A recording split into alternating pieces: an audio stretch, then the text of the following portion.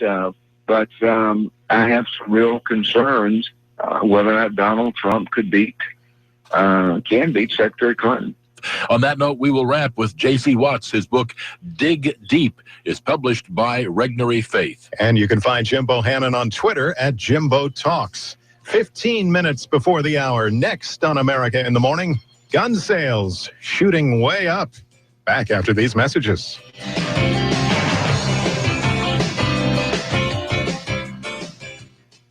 Dad, I am totally lost in my math. My teacher goes way over my head. How will I ever pass this class? I've always been a concerned parent, and I hated to see my daughter struggle with her math. I worried that her poor math skills would hurt her future. It wasn't that she didn't try, but she kept falling further behind. Then we got help with Math Made Easy. Concepts are simplified in a step-by-step approach, and students learn at their own pace. Within weeks, my daughter's grades improved, and she regained her confidence. Math Made Easy has all levels, from arithmetic and fractions to algebra, even calculus. Best of all, it's affordable for everyone. Listen, end the frustration. I'd like you to call now for a 30-day risk-free trial. 1-866-598-MATH. That's 1-866-598-MATH. Call now, 1-866-598-6284, or visit mathmadeeasy.com. The Dave Ramsey Show, where common sense meets dollars and cents. The average car payment in America today is $486 over 84 months. If you invest that from age 30 to age 70 in a decent growth stock mutual fund in your Roth IRA, you'll have $5.6 million. Hope you like the stupid car, and it's going down in value. I like cars. I'm not against cars. I'm not against you having a nice car. I'm against your nice car having you. Hi, this is Dave Ramsey. Tune into my show weekdays from noon to 3 on iFIBER ONE Newsradio. It's a new look to the Seattle Mariners. From the GM down, things have changed.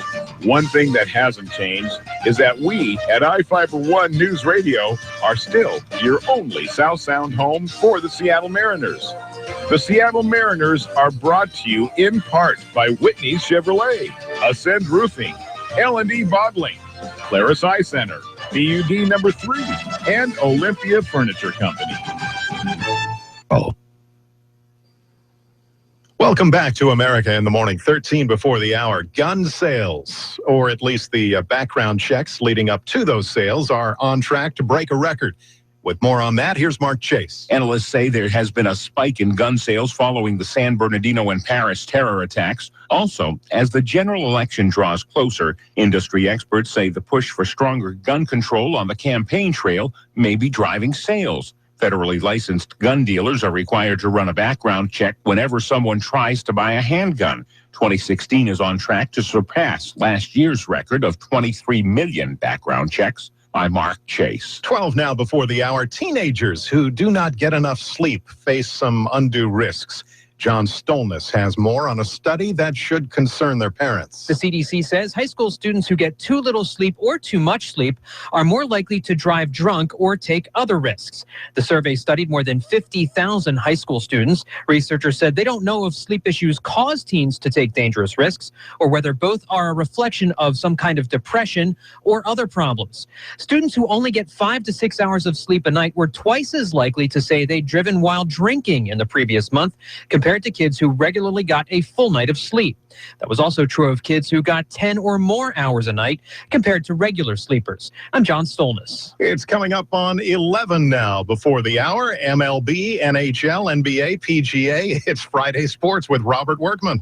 And it's A-OK, John. The PGA's 80th Masters starting on Thursday. Defending champion Jordan Spieth way out in front with 6 under 66. That's a two-stroke lead. Spieth had the only bogey-free round on the windy Augusta course. He's now led the Masters for 5 consecutive rounds. The record was set by Arnold Palmer 55 years ago when he won from wire to wire in 1960 and then led the first 2 rounds in 61. In 66, Jack Nicklaus had won in 65 and led again in 66 after the first round, and then he went on to win. So there's a little history in Jordan Spieth's favor. He's also pretty good all on his own.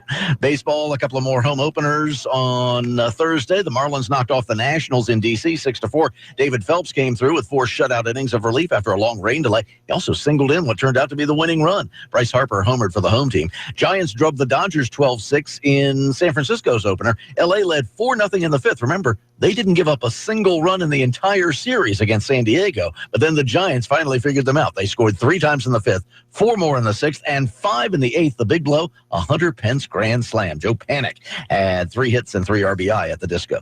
Elsewhere, Cubs pummeled the Diamondbacks 14-6. Anthony Rizzo homered. It drove in 6 runs, but Kyle Schwarber of the Cubs hurt his left leg in a collision with Dexter Fowler on a ball hit by Gene Segura. That turned into a Segura inside the park home run, his second home run of the game. X-ray showed no break, but Schwarber's going to have an MRI today. He was carted off the field. Reds roughed up the Phillies 10-6. Jay Bruce went deep twice. That ties him with Ken Griffey Jr. for 7th place on Cincinnati's all-time home run list. He drove in 5 runs and helped rookie Robert Stevenson win his major league debut. Yankees topped the Astros 8-5. Mark Teixeira snapped a 5-5 tie with a 3-run jack in the 7th. Starlin Castro also homered. He's got 8 RBI in his first 3 games as a Yankee. That's more than anyone else in franchise history, and they've had a few players. Orioles rallied past the Twins 4-2, 7 sharp innings from Ubaldo Jimenez. He struck out 9, and he was rewarded with home runs from Manny Machado and rookie Joey Rickard. Angels edged the Rangers 4-3. They get a walk-off RBI single in the bottom of the 9th from Albert Pujols. White Sox whacked the A's 6-1. Matt Latos allowed just 1 hit in 6 shutout innings in his debut for Chicago. And the Indians and Red Sox were postponed. They'll probably come back in August to make it up. Less chance of snow in August in Cleveland. Only a slight chance. NBA last night, the champions looking like they were back in form. The Warriors whipped the Spurs 112-101 for their 70th win of the season. Just the second team ever to do that. Stephen Curry had a game-high 27 points. Golden State still with a shot at bettering the Bulls' 72-win record. But that would mean winning their last 3 games, and that includes a Spurs rematch on Sunday night in San Antonio, where the home team hasn't lost all season. Hawks ripped the Raptors 95-87. Kyle Korver had 23 points. Atlanta holds on to the 3 seed in the East. Heat melted the Bulls 106-98 to stay in 5th place and damaged Chicago's playoff hopes. Dwayne Wade had 21 points. Bulls are in 9th place in the East. They need a lot of help to avoid missing the playoffs for the first time since 2008. Of course, that year, they wound up getting the number 1 draft pick and turned it into Derrick Rose. Somehow things work out. Suns surprised the Rockets 124-115 to stop a 7-game slide and hand Houston a problem in its playoff hunt. Mirza Teletovic had 26 points, PJ Tucker 24 for Phoenix. Rockets now a game and a half behind Utah for the 8th and final spot in the West. The regular season ends on Wednesday. And the Timberwolves crowned the Kings 105-97 because the tickets and programs were already printed up and the gym was decorated and everything, so they went ahead and played the game. NHL last night, Bruins blasted the Red Wings 5-2. Those 2 teams now tied for the last 2 playoff spots in the East, being chased by Philadelphia, but the Maple Leafs shaded the Flyers 4-3 in overtime. Philly now trails Boston and Detroit by 1 point, but they have 2 games left to play this weekend, while the others have only 1 game left. So could work out okay for the Flyers. The Penguins got by the Capitals 4-3 in overtime. Washington will have home ice throughout the playoffs, best record in the league. Blues shaded the Blackhawks in overtime 2-1, while the Stars rocked the Avalanche 4-2. St. Louis and Dallas are tied for the top record in the West with 1 game to play on Saturday. The Stars will host Nashville, while the Blues are home for Washington. Predators over the Coyotes 3-2 in overtime. Islanders, Lightning, Canadians, and Senators were winners. The Kings down the Ducks 2-1. Flames toasted the Canucks 7-3. And the Jets over the Sharks 5-4, because once you're a Jet all the way. That's what they said in West Side Story anyway. NFL draft coming up in about 3 weeks in Chicago. April 28th will be when they do the first round. NASCAR Sprint Cup will be under the lights on Saturday night at Texas Motor Speedway. And U.S. women's soccer playing the Colombians on Sunday in Chester, Pennsylvania. The U.S. was able to squeak out a 7-0 win over Colombia on Wednesday in that game. And that is Friday Sports. I'm Robert Workman. A full slate today. Thank you, sir. It's now 6 before the hour on America in the Morning. Curb your dog. Curb your dog. The world is so run by people acting smug. Curb your dog. One way to do that when we return after these messages.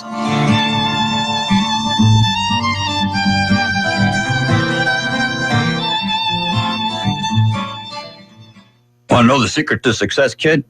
One thing, the Grainger catalog and Grainger.com. Okay, that's 2 things. Oh, and Granger's got mobile apps. Those sure are convenient. 3 things to succeed. Hey, and 1-800-GRANGER. I know that number by heart. 4 things. There's hundreds of branches, too. Like I said, the one secret to keep this place running smoothly is Granger. Get it? Got it? Good. Call, click Granger.com, or stop by. Granger, for the ones who get it done. Picking up 5 quarts of Castrol Edge Full Synthetic with a premium filter for $29.99 from Advanced Auto Parts is a strong move because your oil will be titanium strong. And that strength means your engine can handle anything from hot summer road trips to cold morning commutes. Your oil will keep on trucking. Not just trucking, monster trucking. Even if your monster truck is just a hatchback. Advanced Auto Parts. Let's get you back to the garage. Also available at participating CarQuest Auto Parts. See store for details. What's taking so long to download that song? What are you using? Dial-up? No way, dude. I've got cable modem. What are you, a caveman? You have access to fiber. Why are you paying more for less when you can be using the fastest internet on the planet with iFIBER internet? Righteous, dude. What's that? Hurley, you could be surfing the web at least 40 to 200 times faster than cable modem using true light speed with iFIBER Communications fiber internet and still save some major bucks over cable modems. Get off that old analog cable and join this century with iFIBER internet. Hurley? Yeah? So what are you doing now? Dude, I'm calling iFIBER to get hooked up so I can totally surf the web at light speed. Oh, you're such a caveman. Ha! Totally. You can sign up now with iFIBER Communications. You can find us on the web at iFIBER.tv or call us today at 360-427-4000. That's 360-427-4000. iFIBER Internet. It's totally awesome, dude. Oh. It's 4 before the hour on America in the Morning, taking a look at new movies in theaters this weekend, The Boss and Hardcore Henry. It's David Daniel on what's now showing. You're under arrest for insider trading. Michelle, don't struggle. Son of a... Melissa McCarthy is a brassy business mogul who bottoms out and tries for a comeback as a brownie bigwig in The Boss. McCarthy's comedies tend to be review-proof, and she's never had one open under $20 million. So while she might not top the superheroes, it could be close. Okay, well, the good news is that you're going to live a while. The bad news is there's an army standing between you and your wife. So let's go get her. The weekend's other new wide release is Hardcore Henry, about a man brought back from the dead who's now half robot. It's billed as the first big-screen, first-person action thriller. Box office watchers figure it'll debut with anywhere from $7 to $10 million in ticket sales. Theaters can probably make even more if their candy counters stock Dramamine. In Hollywood, I'm David Daniel. It's now 3 before the hour. Donald Trump has his name on wine and steaks and, of course, the Trump Tower. Reed Binion tells us about a California woman that's come out with a product that Donald may not totally appreciate. Donald Trump's approach to politics has some Republicans hoping to dump Trump, either before or during the convention. But a California woman is hoping to make some extra cash with dumps for Trump. Dumps meaning dog dumps. Nobody likes picking up their dog's poops. And Trump featured on specialty bags for scooping the poop. What would kind of put a smile on my face is if I had a little bag with Donald Trump's face on it. I'm Reed Binion. Well, it's something you don't think the Disney animated classic would have happened, but The Jungle Book, as a movie, now requires parental guidance. But cultural officials in India are doing just that. The censor board is requiring children under 12 to have their parents with them to see the movie The Jungle Book, which opens today in India. The movie's a computer-generated remake of the '67 Disney classic. Celebrating birthdays today, John Snyder is 56, and Richard Hatch, he won Survivor, he's 55. That's it for America in the Morning for Friday, April 8th, 2016. Our producer, Tom Delac, senior producer, Kevin Delaney. I'm John Trout, and this is Westwood One News.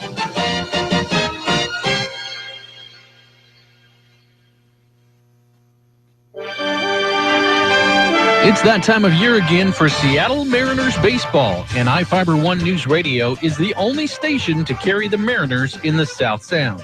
Be part of the team and advertise your business on iFIBER One News Radio's coverage of the Mariners broadcast every day this season. Summertime in the Northwest means people traveling to enjoy outdoor activities and listening to the Mariners while camping, fishing, and boating. And the only place to listen to the Mariners around Puget Sound is on iFIBER One News Radio. Your business should be part of the Mariners broadcast each day to hit one of the biggest listening audiences in radio.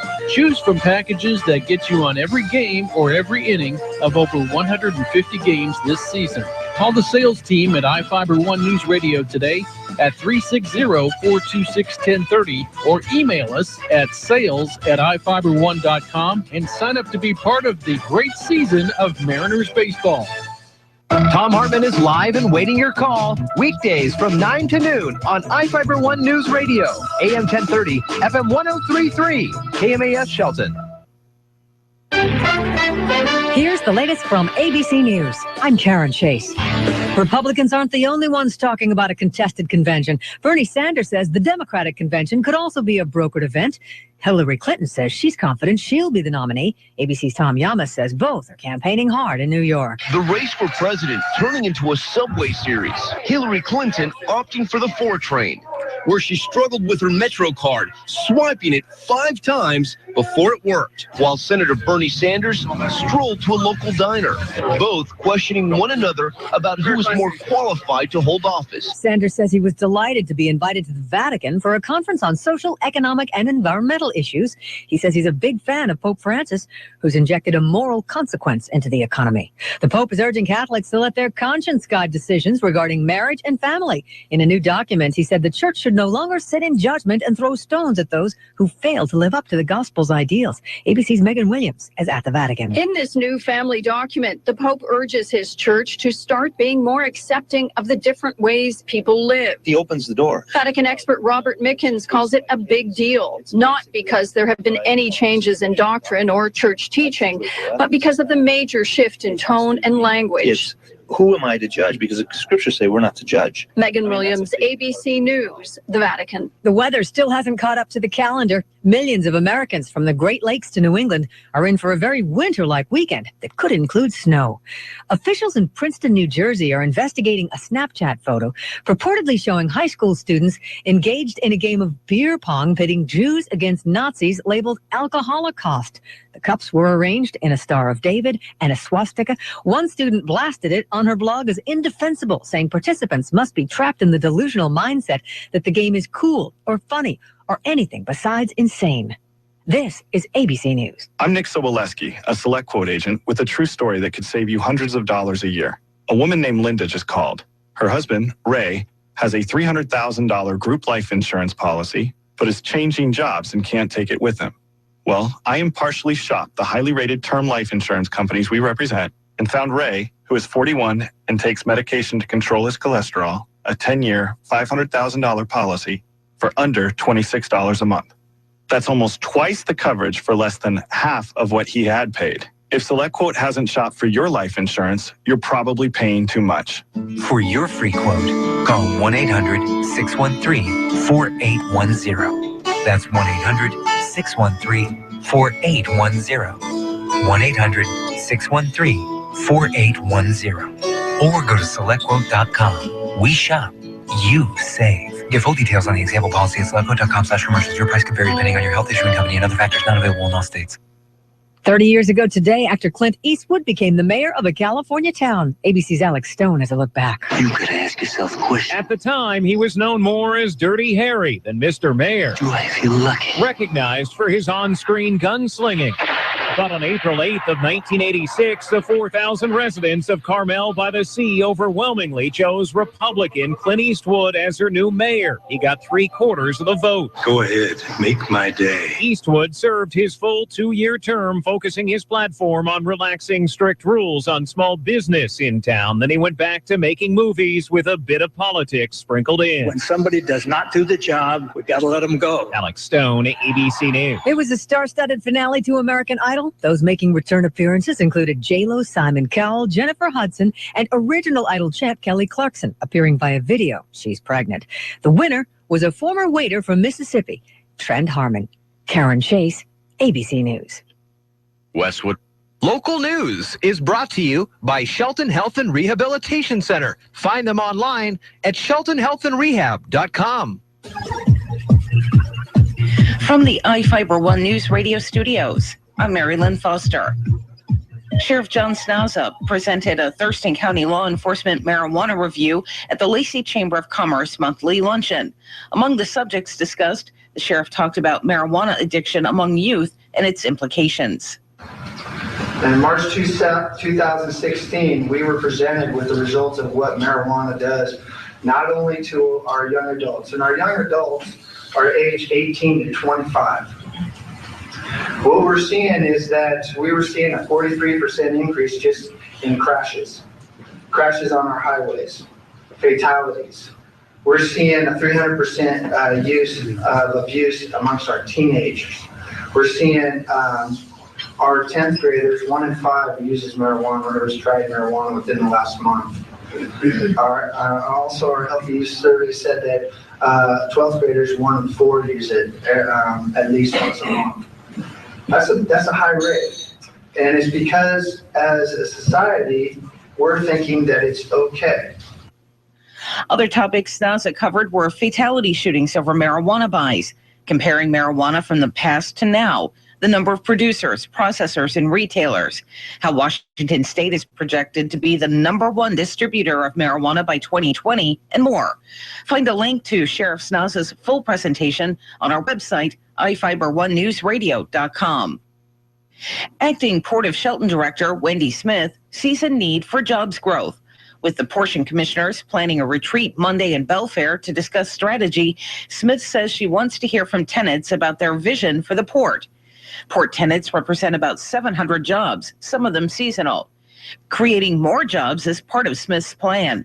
She says she'd like to see jobs that are fitting for Mason County youth as well. While building more space for new tenants is high on her to-do list, money is the issue. But Smith is optimistic that funding can be secured.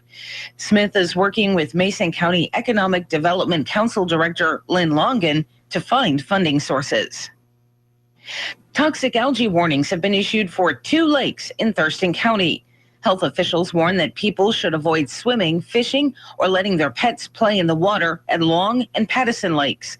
This is especially important for small children and pets who are most susceptible to the effects of toxic blue-green algae. Anglers who fish the affected lakes are advised to practice catch and release until the advisories are lifted. Information about the algae blooms have been posted at public and community access points and public boat launches on each of the lakes, both of which will be monitored weekly. For iFIBER ONE News Radio, 1030 KMAS and FM 103.3, I'm Mary Lynn Foster. Are you a do-it-yourselfer or a direct-it-yourselfer? Every weekend, people tell us about overspending on projects they could have handled themselves for lots less money. And we hear from people who ended up overspending because they tried to do something they should have called in a pro to tackle. Well, we'll help you sort it out. I'm Tom Kreitler. And I'm Leslie Segretti. Got a remodeling or a repair project? We can help you decide whether to do it yourself or direct it yourself this weekend on the Money Fit Home Improvement Radio Show. Saturdays at 10, Sundays at 7 on iFIBER ONE News Radio. Is your family doing some growing? Whether it's an expansion of your home or the addition of a new family car, Peninsula Credit Union can provide fast, friendly service with terrific rates. We offer personal lines of credit, affordable auto loans, and a variety of home loan options to get you moving. Visit our offices in Shelton, Belfair, Paulsbo, Port Orchard, and Port Townsend, or go online to pcfcu.org. At Peninsula Credit Union, our priority is you. Now from the all-new Gillis Auto Center Sports Desk, here's Sean Wells. If you're a golf fan, there's no better time of the year. Day 1 of the Masters is complete with a familiar name on top of the leaderboard. Last year's champion Jordan Spieth shot a 6-under 66 to top the field. Spieth was bogey-free on the round and feels confident heading into day 2. Hit the ball in some tough spots. Number 1, number 4, 16. Those putts were just those chips and putts were key to a no bogey round, and that was as solid as I got the most that I could possibly get out of my round today. Puyallup High School grad Ryan Moore opened up Masters play 8 over par. He will look to turn his luck around today, teeing off at 7:43. The Seattle Mariners will look to keep things rolling when they host the Oakland A's tonight at Safeco Field. It's the home opener for the Mariners with Taijuan Walker set to hit the mound against Eric Surkamp for the A's. Make sure to catch the pregame on iFIBER ONE News Radio at 6 p.m. First pitch set for 7:10. For iFIBER ONE News Radio, I'm Sean Wells.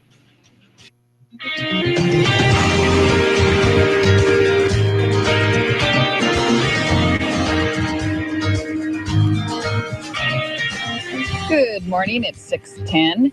I'm Carol Gardner, and here's the weather. Temps are going to be in the high 70s today, and we're going to have sunshine, maybe some clouds. Tomorrow, clouds in the morning, mostly burning off in the afternoon with highs in the mid-60s. Looking good, but rain may be back, but not much. Tuesday. Right now, it's 45. Now, from the iFIBER ONE News Radio studios, it's Daybreak.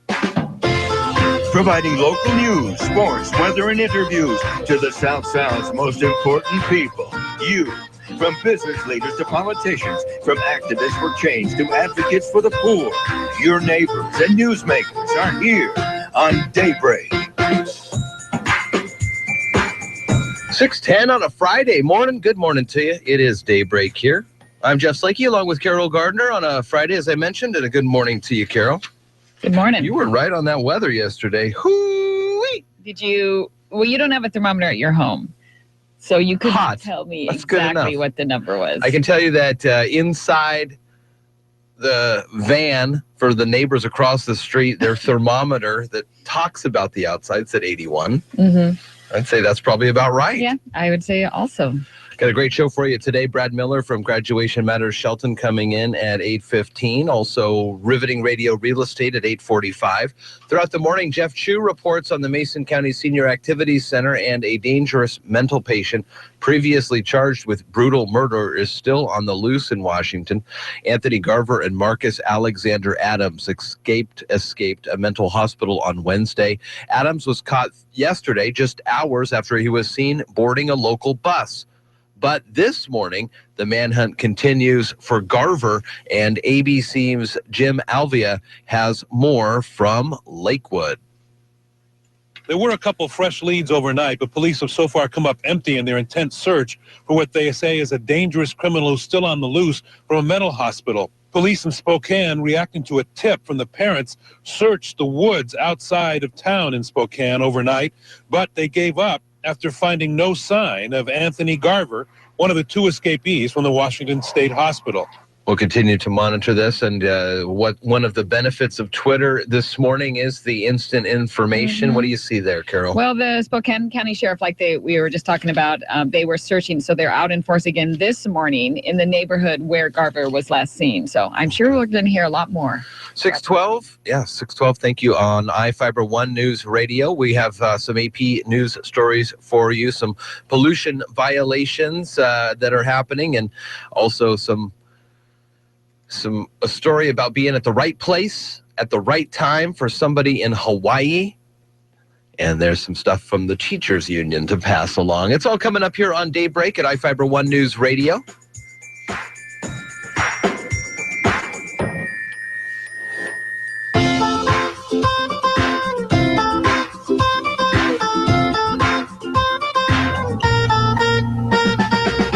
You're listening to Daybreak on iFIBER ONE News Radio. I'm Ari Wolf with NFL Network Now on the Westwood One Radio Network. It's been 2 months since Super Bowl 50, and fans now know when they will see their teams play again, because the NFL released the full slate of preseason games Thursday. Amongst the 65 games is the first NFL game of any kind to be played in Los Angeles in 21 years, when the Rams host the Cowboys at Los Angeles Memorial Coliseum August 13th. Another notable matchup comes week 3 of the preseason, when the Panthers welcome Tom Brady and the Patriots. In other news around the league, it was reported that Broncos head coach Gary Kubiak has talked with free agent quarterback Johnny Manziel. However, according to 9news.com in Denver, the Broncos have no interest in signing Manziel. They do have interest in 49ers quarterback Colin Kaepernick. Kubiak admitted to speaking with Kaepernick and called their meeting very impressive, but he offered up no update on a potential trade. This has been NFL Network Now on the Westwood One Radio Network. Black Friday savings in the spring? You'll find them now at the Home Depot, like Earth Grow mulch with a 1-year color guarantee. Right now, get 5 bags for just $10. Red, brown, or black. There's more color in it, so you get more out of it for up to 12 months, guaranteed. Who says there's nothing new under the sun? Not us. Earth Grow mulch, 5 bags, $10. The next generation of spring Black Friday savings now at the Home Depot. More saving, more doing. Valid through April 13th, was last selection varies by store. And now, a touching moment. Well, staying in touch with Geico. Just the other night, as I gazed up into the sky, I saw a shooting star. In that moment, I made a wish that Geico would be available 24/7, by phone, on the web, or with the Geico app. After that, I realized my wish had already come true.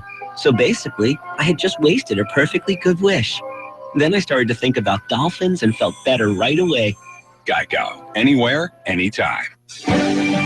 iFIBER One News Radio, 1030 KMAS and FM 1033 presents Daybreak.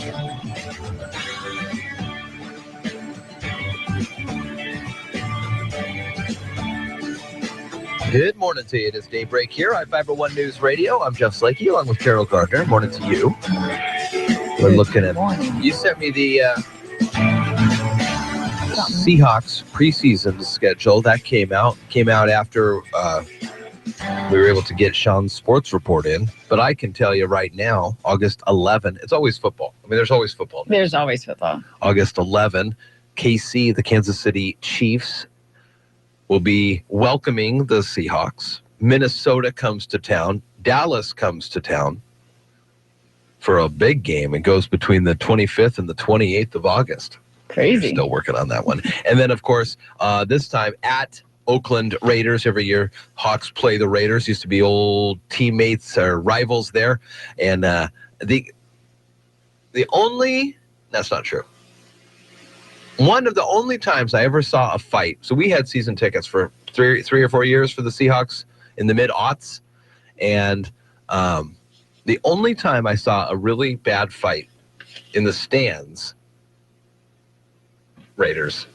Well, that's what they're known for. Raiders. They are known for. You get one guy up there at the end, and I remember this because he was kind of on the edge, and he was kind of doing a little dance, and people were booing him.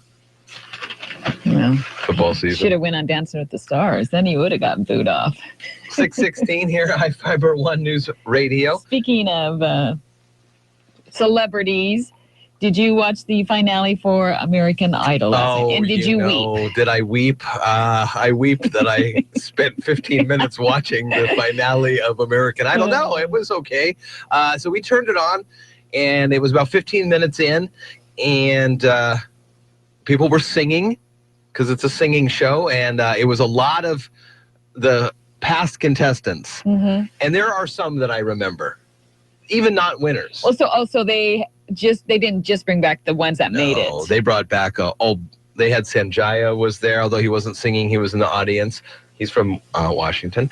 And I saw like Bo Bice, who was that name sounds familiar. Bucky Covington. These are early idols. How long was the show 15 years. Whoa. And I think after the 4th season, I really dropped off on viewership because I was not I recognized some of the folks. Mm-hmm. Then Kelly Clarkson came out, beautiful voice, of course. She's so good. And then Keith Urban was playing the Get Fiddle there with Carrie Underwood, who is an amazing, people forget that she was an American Idol because she's transcended, like Kelly Clarkson as well. But the little Dr. Pepper guy is Justin Guarini. He was the 2nd place winner there in season 1. Then some of the guys were singing too in the rock portion of what we saw, and then J-Lo was singing because she's a judge. Not bad. Yeah. The guy won. They actually crowned a winner too. Oh, they did? It was down to 2 people. All right. It was the guy who won. But at 15 minutes was your limit. I did not get to the end. I saw the recap this morning. All right. Well, it's a long day, and American Idol is not what is. Well, 15 years. That's a long time for any show to go on. It's not as ingrained in my lifestyle right now. No, you have other, And other things priorities. to deal with. 6:19 here at iFIBER One News Radio. Jeff Chu was up at the Mason County Senior Activities Center and files this report. It's been around for 35 years, a place where seniors can go for lunch, listen to some soft tickling of the Ivory 88s, play some pinochle, or create a watercolor work of art. The Mason County Senior Activity Center, tucked away from the roar of nearby Highway 101 traffic on West Century Drive, is a happening place for the older than 50 crowd. Our 35th year, we are celebrating here with the big renovation of the senior center we purchased 3 years ago.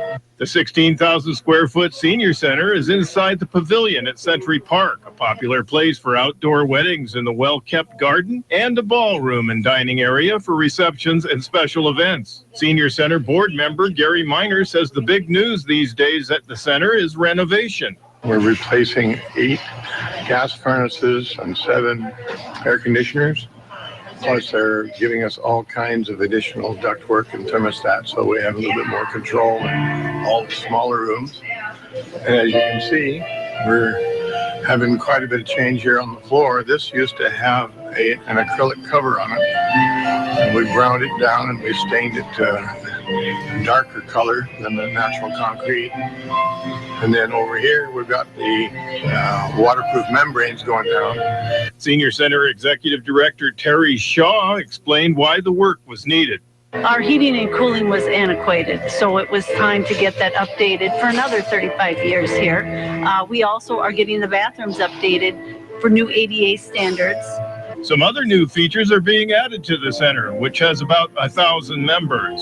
We're also going to be putting in some accordion doors to divide up the space. Surprisingly, we already have times where all of our rooms are filled. So we want to, offer more versatility, and also one of the doors will have a little bit of soundproofing. Shaw expects work to be completed sometime in June.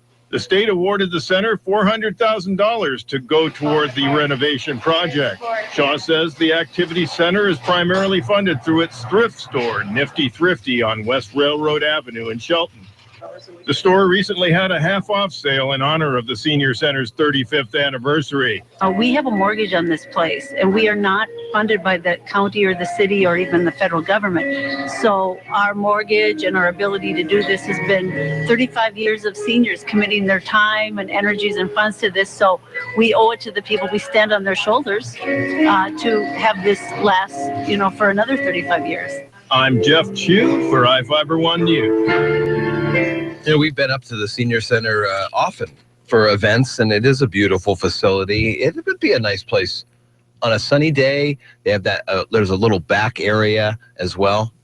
Great place. Great venue for a wedding, perhaps, or any kind of. Well, anything. Yeah, you're right. Anything, including bingo karaoke. Exactly. 6:22 here at iFIBER One News Radio. Tonight, Carol,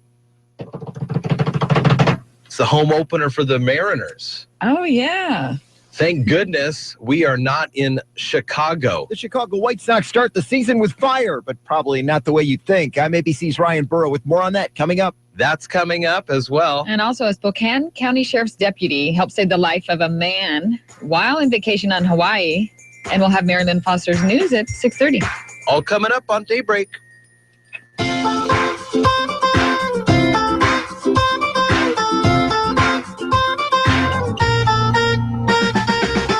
You're listening to Daybreak on iFIBER One News Radio. Did you ever look at the stains in your coffee cup and then realize that's exactly what happens to your teeth? Paraswabs is the 5-minute solution to get your teeth white without visiting the dentist. This is John Greenhut, the CEO of Paraswabs. And if your teeth are stained from coffee, tea, or smoking, all it takes is 5 minutes with Paraswabs. In 5 minutes, you'll see an average of 2 shades whiter teeth, and in 7 days, 6 shades. It's clinically proven to whiten natural teeth as well as caps and veneers. The secret is a tooth detergent that was developed by Dr. Martin Ginniker that lifts stains off of your teeth. Best of all, there's no messy strips or trays that you have to leave in your mouth for an hour. Just swab your teeth for 5 minutes and you're done. To try Paraswabs risk-free, call 1-800-928-7113. That's 1-800-928-7113. I guarantee your bright white smile will have your friends, family, and coworkers talking about how great you look. Try it risk-free today. 1-800-928-7113. That's 1-800-928-7113. iFIBER Communications, the fastest internet provider in Washington State, has just opened their doors here in Mason County and got their first local customers signed up. James, tell me about your experience. From the first time I learned of iFIBER to the day I got hooked up, even now, I felt that my fiber connection and the service given to me have been the #1 most important job to every member of the iFIBER team. And not just because I was first in line with my nose pressed up to the glass waiting for a company to take my money. What differences have you noticed? I get what I pay for. With non-fiber solutions, you're paying up to the top and never get a constant number anywhere near that top. With fiber, you certainly do. With iFIBER, you get it at a competitive and affordable price. Why should others sign up for iFIBER Internet? Well, iFIBER has made a commitment to Mason County. They're working hard to bring fast speeds to everyone at an affordable price. And now with phones and television, your bill will be all in one place with no hidden fees or sudden price changes to surprise you month to month like other all-in-one service providers. Get signed up for iFIBER Communications today by calling 360-427-4000 or visit iFiber.tv for more information. iFIBER One News Radio, 1030 KMAS and FM 103.3 presents Daybreak.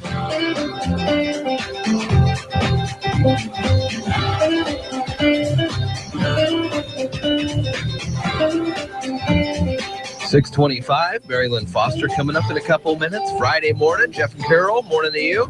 Morning, Jeff. You are fired up this morning. Oh, yeah? What's going on? Sunshine, cool breezes.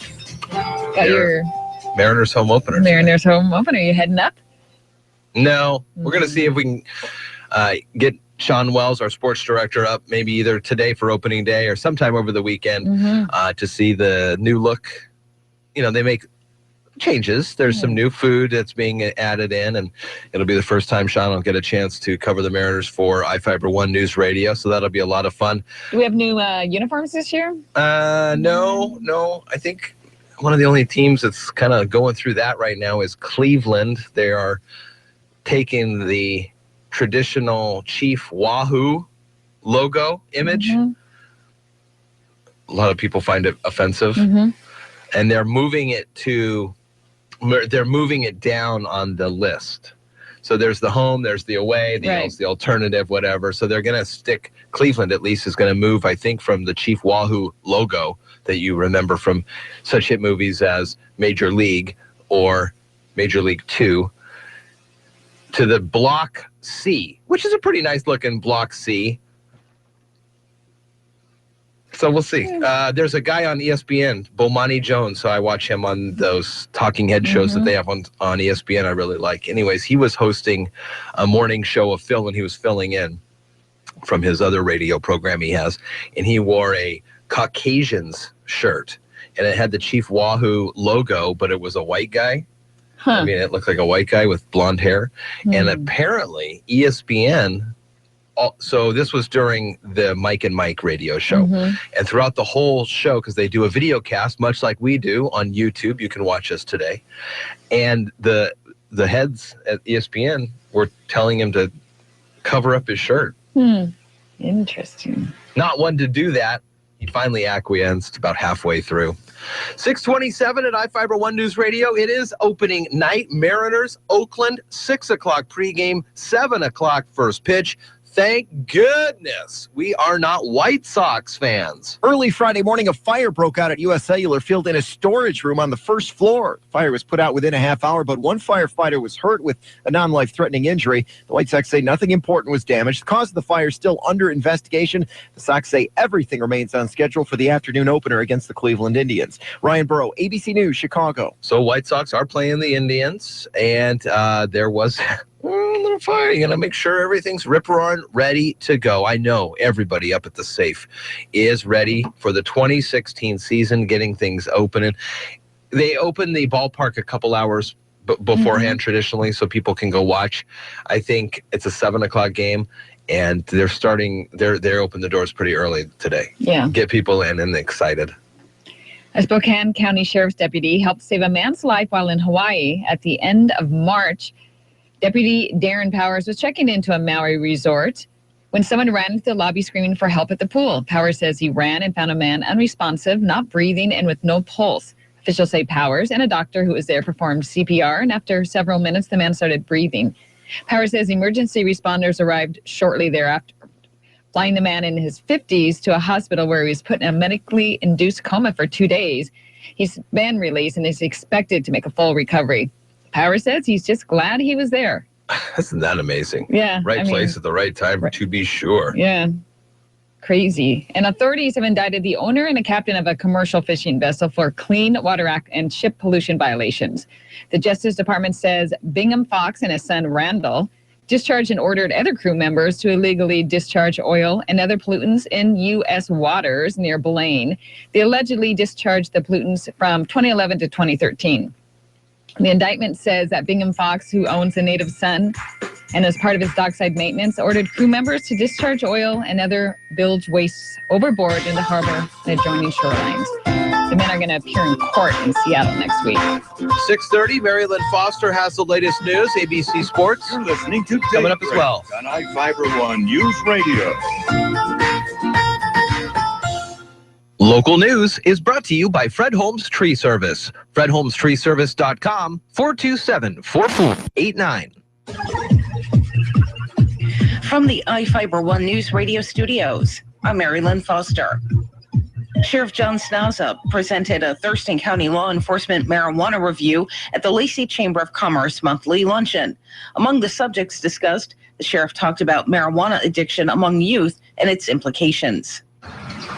In March 2016, we were presented with the results of what marijuana does, not only to our young adults, and our young adults are aged 18 to 25.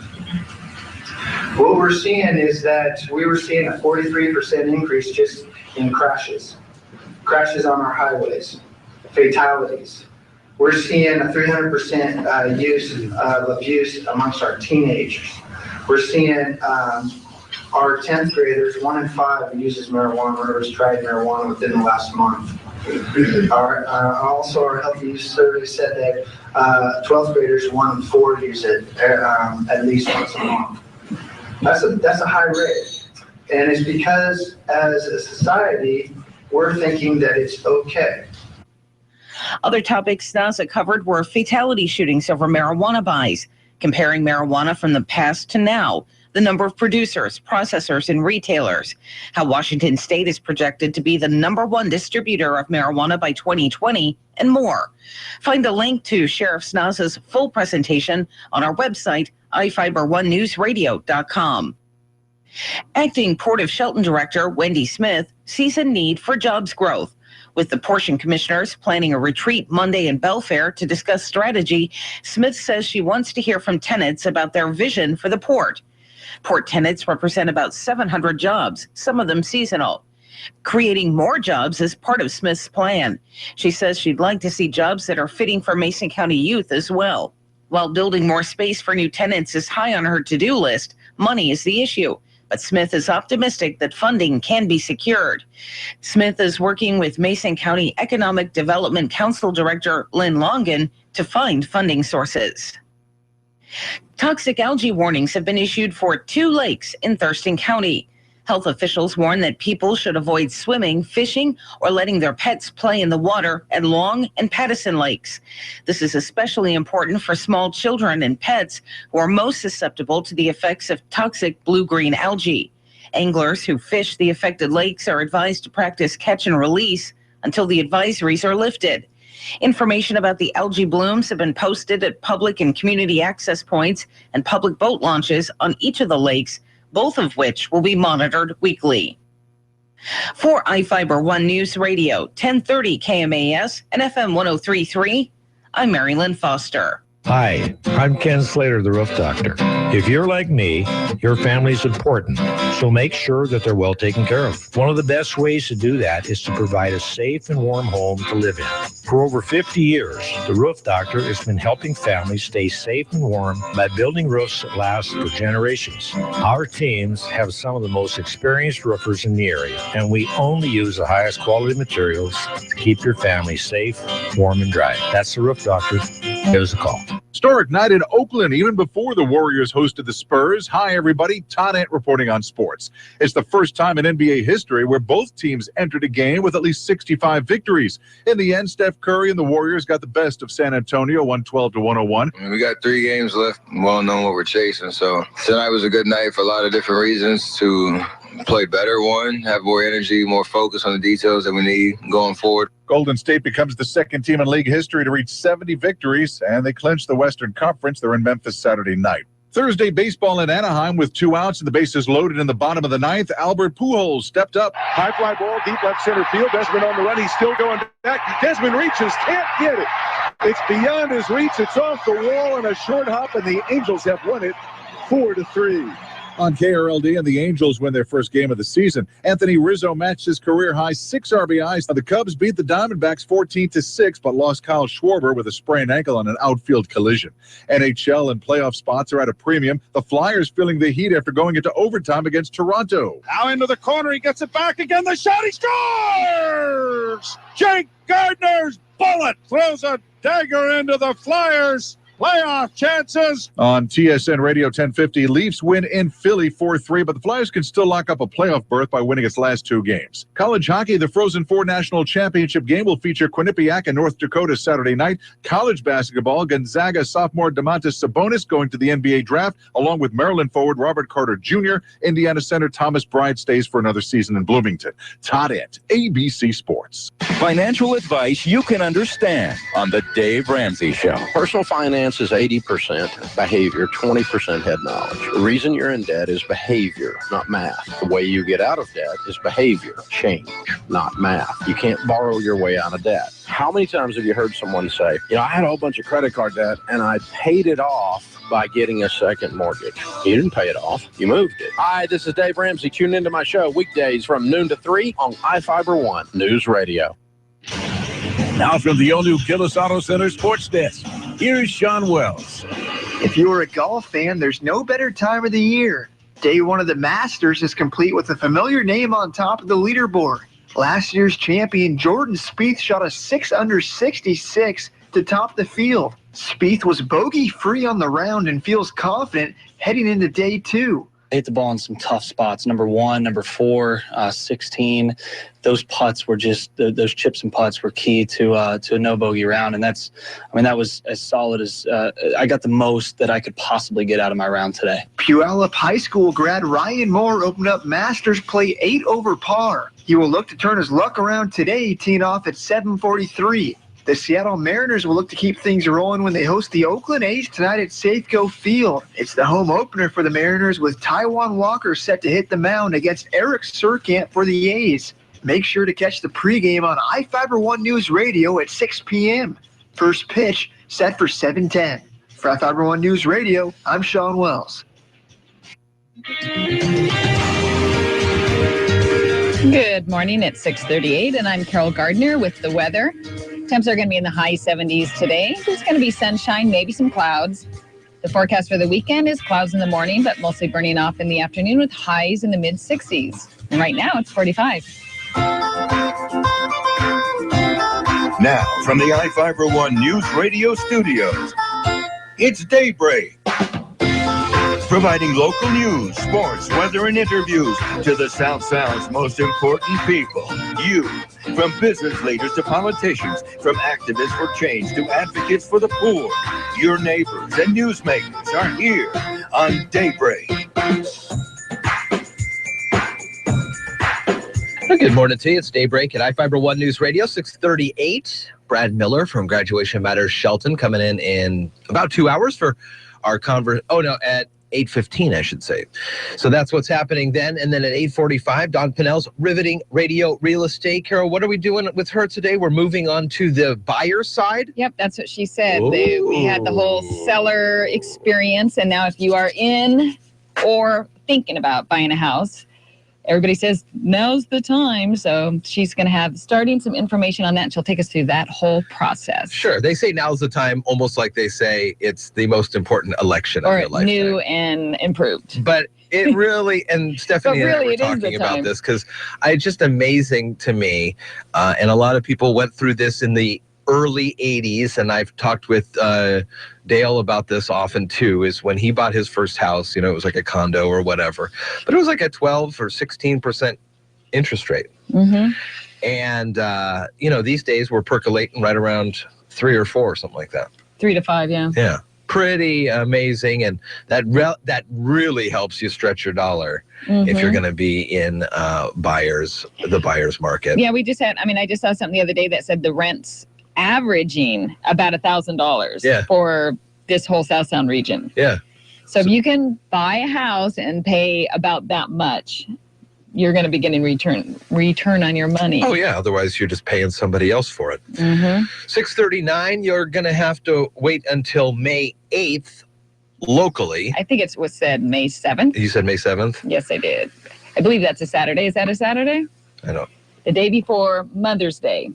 Regardless, to go to the Shelton Farmers Market. Mm-hmm. But the Olympia Farmers Market's getting open today, huh? For the 41st year? Actually, has already been open a few weekends ago, but it is the 41st year. And if you've ever been down there, it's a great farmers market. I mean, it's really grown, just like the Shelton Farmers Market has really grown from the street that it was on to all the vendors that are now there. And there's also a market on, I believe, Harstein Island and one up in Belfair. Yeah, there's a lot of them, and the weather's getting better, and lots of those foodstuffs. I saw that some of the local farms right around our area where we live are getting ready for their CSAs, their opportunities for you to kind of like buy in a little bit and be a part of the farm, and you get a bucket of fruits and veggies. And we're looking to do that as well. Fresh fruit all season long. I guess I should stand corrected. It's been open on weekends. It's officially opening on the weekdays. You're listening to Daybreak on iFIBER ONE Newsradio. My Mason Health is getting everyone connected to their online medical record. Free online access to your medical records from anywhere in the world is now possible 24/7. Manage your medical appointments, message your providers, review your medical information, see test results, and now available online bill pay. It's so easy to access your secure online health record from your computer or smartphone. Whether you're at home, at work, or on vacation, you can get connected. Just visit masongeneral.com or ask how to join My Mason Health at your next hospital or clinic visit. Mason General Hospital and family of clinics. Equal opportunity provider, translation services provided. Mason General and family of clinics. Mornings start with Daybreak on iFIBER ONE Newsradio. Join Jeff and Carol weekdays from 6 to 9 on AM 1030 and FM 1033, KMAS Shelton. Having a high tunnel helps you extend the growing season in spring and fall. Hi, I'm Jody Henke. You can grow just about anything under plastic, but you want to make sure it's profitable as you're living the country life. Living the country life. Ideas and inspiration for your place in the country. You can find more information on today's topic and from previous shows by visiting us online at livingthecountrylife.com. We'll return to the show after these messages. He's done 3 tours and now he's saving his dad's farm. Do you know a farmer veteran like that? We're inviting you to share their story. Successful Farming Magazine and Grasshopper Mowers are teaming up to acknowledge and thank farmer veterans for their service. This new initiative is called From Fighter to Farmer. Enter any veteran farmers you know in our contest at agriculture.com/fighter to farmer. Explain the veteran's military experience and farming operation, along with the involvement they have in your community. 3 veterans will receive a combination prize package of $5,000 and a vacation to Nashville. One lucky winner will also receive a $10,000 gift certificate to spend at Grasshopper Mowers. No purchase necessary. Open to legal residents of the 40 contiguous United States and D.C. 13 years and older. Begins February 1st, 2016 and ends April 30th, 2016. Subject to official rules at agriculture.com/fighter-to-farmer rules. Void in Alaska, Hawaii, and where prohibited. Sponsored Meredith Corporation. From Fighter to Farmer is brought to you by Grasshopper Mowers. Enter any veteran farmer you know in our contest at agriculture.com/fighter-to-farmer. Produce farmers who want income from their crops for more than just a few months of the year should consider high tunnels. The structures are covered with plastic, which protects plants from bad weather conditions and captures the sun's natural heat and light. However, they're not cheap, so it's important to carefully choose what you will grow in them. Joe Hannon is an extension horticulture field specialist at Iowa State University. He says to get the price premium to make up for your investment in labor, grow high-value crops. Raspberries, tomatoes, colored peppers, thin-skinned cucumbers, even beans can be fairly profitable inside the high tunnel. Lettuce would be another very, very profitable crop. Nebraskas are all pretty profitable for growing in the high tunnel. Things that you don't want to grow in the high tunnel, that would be sweet corn. It doesn't pay for itself. You'd be paying forever on that high tunnel to get it paid off. Hannon says one of the untapped markets in high tunnel production is in the flower industry. As an example, he knows of a guy who grows tulips for Easter sales. With a high tunnel, you can control when those tulips come up. You know, if they're starting to grow and come up a little bit, you just open that high tunnel and cool it down in there and slow the growth down. If they're not growing quite fast enough to hit that Easter market, you keep everything buttoned up, you throw a heater in there to give you a little extra heat, and boom, you hit that Easter market. You get very good quality, long, straight stems. If you don't have space in the ground, hanging baskets of flowers offer a vertical production environment that isn't often utilized. Before you plant, have a market for the produce you raise. Even though you can grow just about anything in a high tunnel, you have to be able to sell it to make a profit. Learn more about high tunnel production at livingthecountrylife.com. I'll see you in the country. Living the Country Life. Ideas and inspiration for your place in the country. You can find more information on today's topic, share your tips, and post photos by visiting us online. Did you ever look at the stains in your coffee cup and then realize that's exactly what happens to your teeth? Power Swabs is the 5-minute solution to get your teeth white without visiting the dentist. This is John Greenhut, the CEO of Power Swabs. And if your teeth are stained from coffee, tea, or smoking, all it takes is 5 minutes with Power Swabs. In 5 minutes, you'll see an average of 2 shades whiter teeth, and in 7 days, 6 shades. It's clinically proven to whiten natural teeth as well as caps and veneers. The secret is a tooth detergent that was developed by Dr. Martin Ginniger that lifts stains off of your teeth. Best of all, there's no messy strips or trays that you have to leave in your mouth for an hour. Just swab your teeth for 5 minutes and you're done. To try Power Swabs risk-free, call 1-800-928-7113. That's 1-800-928-7113. I guarantee your bright white smile will have your friends, family, and coworkers talking about how great you look. Try it risk-free today. 1-800-928-7113. That's 1-800-928-7113. iFIBER ONE News Radio, 1030 KMAS and FM 103.3 presents Daybreak. 646 here, iFIBER ONE News Radio, AM 1030 and FM 103.3. Jeff and Carol on a Friday morning, Riveting Radio Real Estate coming up at 8:45. And Brad Miller from Graduation Matters Shelton coming in at 8:15. Update for you on this search.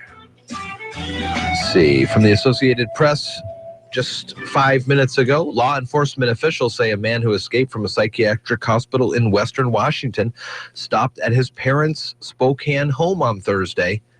KHQ-TV reports Anthony Garver's mother called 911 when she saw him. Now, Carol, we talked about these two folks yesterday. Garver, the younger, at 28. He's the quote-quote survivalist. That's what FBI were saying yesterday, that he has a criminal history, but he also has a sort of a survivalist mentality. And does he have any background in that, or do you just think he's a survivalist? Well, maybe I'm not quite sure why the FBI said that, but he was originally arrested in connection with the murder of a 20-year-old, and he was not found competent to stand trial. He also had plans to blow up something, some kind of official court in Spokane. So domestic terrorist, I guess, is what they're labeling him. So not quite sure why they're calling him a survivalist.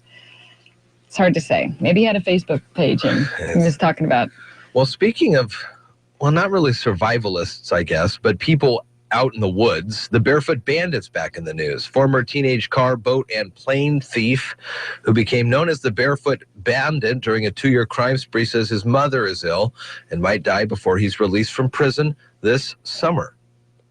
Colton Harris Moore, arrested 6 years ago after he crash-landed a stolen plane in the Bahamas. The Herald newspaper interviewed him this week by telephone from Stafford Creek Correction Center near Aberdeen. He says his mother, Pam Kohler, is fighting advanced lung cancer. Harris Moore, due to be released to a halfway home at the end of July. He says, I would do another 10 years in prison if it meant my mom could live. Well, the Seattle Tunnel Project is preparing to bore beneath the Alaska Way viaduct. City and state officials are worried about growing sinkhole risks. The Seattle Times reports that geotechnical expert Greg Corbin says the giant boring machine, Bertha, is over-excavating the area, increasing the likelihood of sinkholes. And Corbin's a member of the state's Strategic Technical Advisory Team. Governor Jay Inslee had ordered contractors to stop on January 14th until they submitted an analysis of the sinkhole that happened back in January. But, and they had to improve operations, which they suppose they did. The project was suspended for 6 weeks, and Bertha resumed digging on February 23rd. But now they're sort of wondering, if it's going to cause more problems. And, it's fill. It's an area that has fill. Yeah. So how could it not? I don't know. It's interesting. And that we had that picture last week we were talking about or whatever, how huge the hole is. Oh. With the little person, which was a normal-sized person standing there. It looks very small in that hole. Because I didn't even realize that it was going to be a double-decker. Yeah. I thought it was just going to be like a 4-lane or a 6-lane, which would be width-wise pretty big. Right. But to be underground and on a double-decker, wow. I know.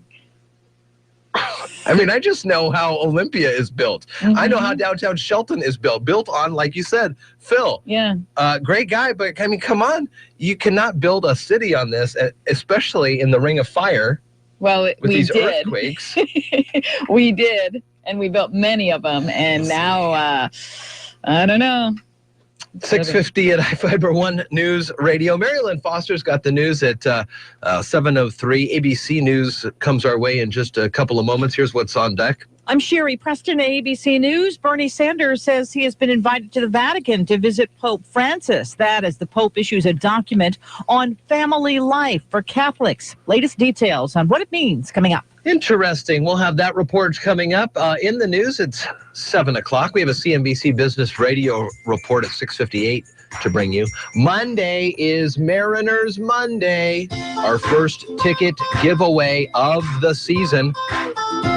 We'll tell you how you can win coming up after the Old Farmer's Almanac. You're listening to Daybreak on iFIBER ONE News Radio. One of the hottest trends in garden design just keeps getting hotter. A look at what's been sweeping the nation today from the Old Farmer's Almanac. With more practical tips and useful advice, this is the Old Farmer's Almanac radio report for Friday, April 8th, the 99th day of the year. Former First Lady Betty Ford was born on this day, and in 1974, Hank Aaron broke Babe Ruth's home run record.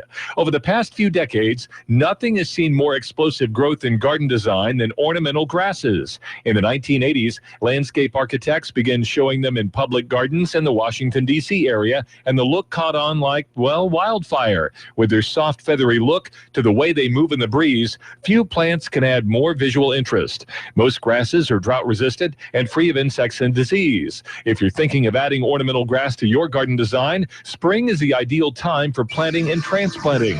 That is the Old Farmer's Almanac radio report. Find more seasonal gardening advice online at almanac.com. Hi guys, Kat here with iFIBER ONE News Radio. What if I told you that radio advertising is far more effective than print media? Think about all of your customers driving to work, appointments, or events, all the while listening to the radio. Imagine your commercial airs on iFIBER ONE News Radio and the customer decides, hey, I'm right by there. I'm going to go check it out. Radio captures you and literally speaks to you and your customers several times a day. This enables you to build a unique message that reminds your customers what you have to offer. Remember, your customers can either drive to you or through you. And here at iFIBER ONE News Radio, we want to direct customers to you. Being the only talk radio formatted station in the entire South Sound region, we have an entire new market for your business to advertise in. As your sales lady, I take pride in providing your business with the best advertising because I want your business to succeed. So call me today at 360-463-2558 and ask for Kat. iFIBER ONE News Radio, 1030 KMAS and FM 1033 presents Daybreak.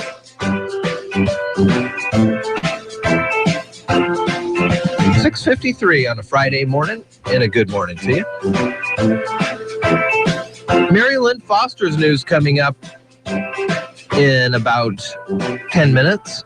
She'll talk on Sheriff Snaz's talk at the Worthington Center at St. Martin's. Yesterday, we had Mark Tobert in, one of our sales guys. He had a chance to go to that meeting. He's deeply involved in things that are happening in Lacey, and that's cool. And he was there listening to Sheriff Snaza talk about marijuana. Right. And it was kind of a Thurston County focused, but he mentioned stories and facts and figures about the state. Right. Also, there's an interview on iFIBER ONE News Radio with Acting Port of Shelton Deputy Director Wendy Smith. You can check out today. Mary Lynn Foster will have more on that. And toxic algae warnings have been issued for 2 lakes in Thurston counties. Health officials warn that people should avoid swimming, fishing, or letting their pets play in the water at Long and Pattison Lake. Long Lake is the big stop-off for the summer. I can only imagine how many people were at Long Lake yesterday. It had to have been just packed. Yeah, I'm sure it was. Of course, a reminder, on hot days like this, the waters are still very cold. And the levels of the water are still really high. I know at Lake St. Clair, it's really high up. Yeah, especially if you're up hiking because it's just, you want to get out in the mountains. There's probably still some snow up there in some parts, and then the rivers are rushing, and they've got the spring... glacier-fed? Yeah, glacier-fed rivers, and it's cold, and... You don't want to get in that, or fall. Well, you jump in and it's like, what is it? A sensation. It's just like a sensation of, well, if you could imagine what it would feel like if the Grim Reaper came in and started to slowly squeeze. Well, it's the shock of your lungs collapsing, basically, because it's. I feel like that's from a movie. I would probably imagine that you're thinking it's cold as soon as you dip in there. 6:56 at iFIBER ONE News Radio. Good morning to you. It is Daybreak here at iFIBER ONE. And the Seahawks. Yes, Carol, we're talking Seahawks again. The preseason schedule is out. And it's going to be a fun one as Seattle opens the preseason on the road facing former AFC West rival KC, the Chiefs, followed by 2 home games against the Minnesota Vikings, the Dallas Cowboys at CenturyLink Field. Seahawks conclude the preseason at the Raiders, marking the 11th straight year Seattle and Oakland have faced each other in week 4 of the preseason. I like the Raiders. It's fun. Plus, they're from, down south. That's kind of where my grandpa apparently had a chance to buy into the Raiders early on.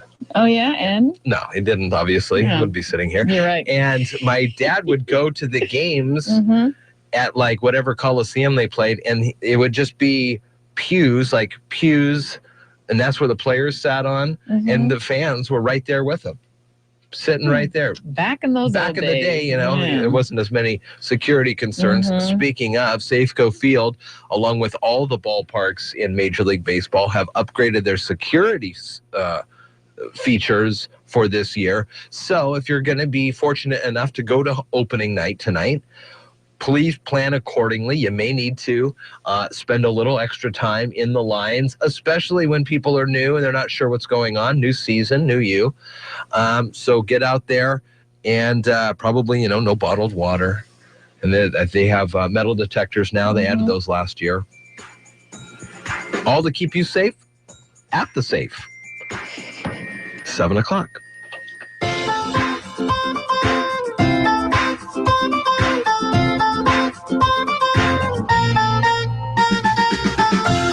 listening to Daybreak on iFIBER ONE News Radio. Chris Maurer, CNBC Business Radio. Stocks are on the rebound this morning on some encouraging Fed speak. Federal Reserve Chair Janet Yellen calming recession fears, pointing to the healing job market. The Dow's up 113 points, the Nasdaq higher by 26. Yahoo is reportedly giving bidders some extra time to put together an offer for its businesses. Tech news website Recode cites people familiar with the matter as saying the new deadline is April 18th. The company has launched an auction of its core internet business, which includes search, mail, and news sites. Gap reporting sales at stores open at least a year dropped 6% in the 5 weeks ending April 2nd. The company has been trying to inject new interest in its brand by bringing back one of its former designers. It's also been cost-cutting, including cutting its workforce and closing some of its stores. Chris Maurer, CNBC. If you have hard water, the Lime Scale not only leaves white spots, it clogs pipes and breaks down appliances, costing you hundreds of dollars in energy and wear. Eliminate Lime Scale and other water issues like brown staining, bad odors, and lead with HydroCare water products available from Wave Home Solutions. Wave's affordable systems don't use salts or chemicals. You'll love the way your water tastes, smells, and looks. Satisfaction guaranteed. For more information, go to goodclearwater.com. That's goodclearwater.com. Ace is the place with the helpful hardware, folks. I think my garden is cursed. I told Dominic Miracle Grow garden soil with moisture control helps gardens flourish and protects against over and under watering. Ace is the place where a miracle cancels out a curse. Now through Monday, don't miss over $250 in instant savings on select products throughout the store, including our best brands like Miracle Grow. Ace Rewards members save instantly in-store through April 11th. Store stock only. See participating stores for... The Chad Benson Show, live weekdays from 3 to 6 on iFIBER ONE News Radio, AM 1030 and FM 1033, KMAS Shelton. Would one. Here's the latest from ABC News. I'm Karen Chase. Bernie Sanders is backing off previous claims that Hillary Clinton isn't qualified to be president, saying of course she is, and he only said she wasn't because a newspaper headline claims she had said that about him. Hillary Clinton says she's confident she'll be the Democratic nominee, and Republicans are living in a world of fantasy and hope if they think she'll be indicted for using a private email server as Secretary of State. Meanwhile, Senator Ted Cruz is trying to court support in New York, even after criticizing New York values. ABC's Tom Yamas is there. Near Coney Island, Senator Ted Cruz touring a Brooklyn matzah factory, but not ready to break bread with Cruz. New York's mayor during 9/11, Rudy Giuliani, saying he's voting for Trump and telling Cruz, quote, "It's New York City. We're family. I can make fun of New York, but you can't." House Speaker Paul Ryan just posted a new video calling for unity and implicitly criticizing Donald Trump. Notion of identity politics, that we're going to win an election by dividing people. It's an extremely slick production, but his office denies it's his first campaign ad for a presidential run. ABC's Jonathan Karl has more. Now, he's not only saying that he's not interested, but he wouldn't accept a nomination if it was offered. An effort to prevent airline seat shrinkage has failed. ABC's Lana Zach explains. It costs an arm and a leg just to have room for your arms and legs. That's according to Senator Chuck Schumer, who proposed an amendment to stop airlines from being able to make those plane seats any smaller. His argument against any further decrease in the size of legroom and width of aisles would have been welcome news for the 1.7 million Americans on a plane today. But the Senate split along partisan lines, with Republicans defeating the measure. It would have also required airlines to post the size of seats on their website. Lana Zach, ABC News, the Capitol. Who's got your social security number? Federal investigators have found significant security weaknesses in the health insurance websites of California, Kentucky, and Vermont that could let hackers have access to personal information. This is ABC News. QL1, this is Control. Does Rocket Mortgage require me to come in and speak with someone? Negative, Control. With Rocket Mortgage by Quicken Loans, you can go through the entire mortgage process on your own and completely online. Copy that, QL1. But if I wanted to speak to someone, do you think they're out there? They're out there, all right. Their award-winning client service is beyond anything I've ever experienced. 3, 2, Why? Rocket Mortgage at QuickenLoans.com. Push button, get mortgage. Rocket. Equal housing lender. Licensed in all 50 states. NMLS Consumer Access.org number 3030. ABC Radio presents Made in America with David Muir. Brought to you by Advance Auto Parts Speedworks Rewards. No cards, no points, no nonsense. Details at AdvanceAutoParts.com. It's a true American classic, the Stetson hat. 150 years old this year, 400 workers on the line at the plant in Garland, Texas. They're proud to be there. Vice President Dan Brown. We have it made right here in the USA. We're proud of that fact, and we actually sticker the boxes made in USA and the hats themselves. This is World News Tonight's David Muir. That's Made in America. The Rock and Roll Hall of Fame is inducting its newest class tonight. On the heels of its wildly successful biopic rap group, NWA will be inducted into the Rock and Roll Hall of Fame Friday night. NWA member Ice Cube says he's honored and humbled. I never thought it would happen. You know, the way we were treated by music when we first came out, people thought we was straight from hell. You know what I'm saying? And after years of being snubbed, no hard feelings from Cheap Trick's Robin Zander. When it happens to you, all is forgiven. Also being inducted, Chicago, Deep Purple, and Steve Miller. David Blaustein, ABC News, New York. Samsung has filed a patent application for a contact lens equipped with a camera. The idea is to be able to snap a picture in the blink of an eye. The lenses, which have no date for release, could also supply the wearer with augmented reality and other features now only available with virtual reality goggles like Oculus Rift or GearTech. Karen Chase, ABC News. West. Local news is brought to you by Shelton Health and Rehabilitation Center. Find them online at sheltonhealthandrehab.com. From the iFIBER ONE Newsradio studios, I'm Mary Lynn Foster. Sheriff John Snauza presented a Thurston County law enforcement marijuana review at the Lacey Chamber of Commerce monthly luncheon. Among the subjects discussed, the sheriff talked about marijuana addiction among youth and its implications.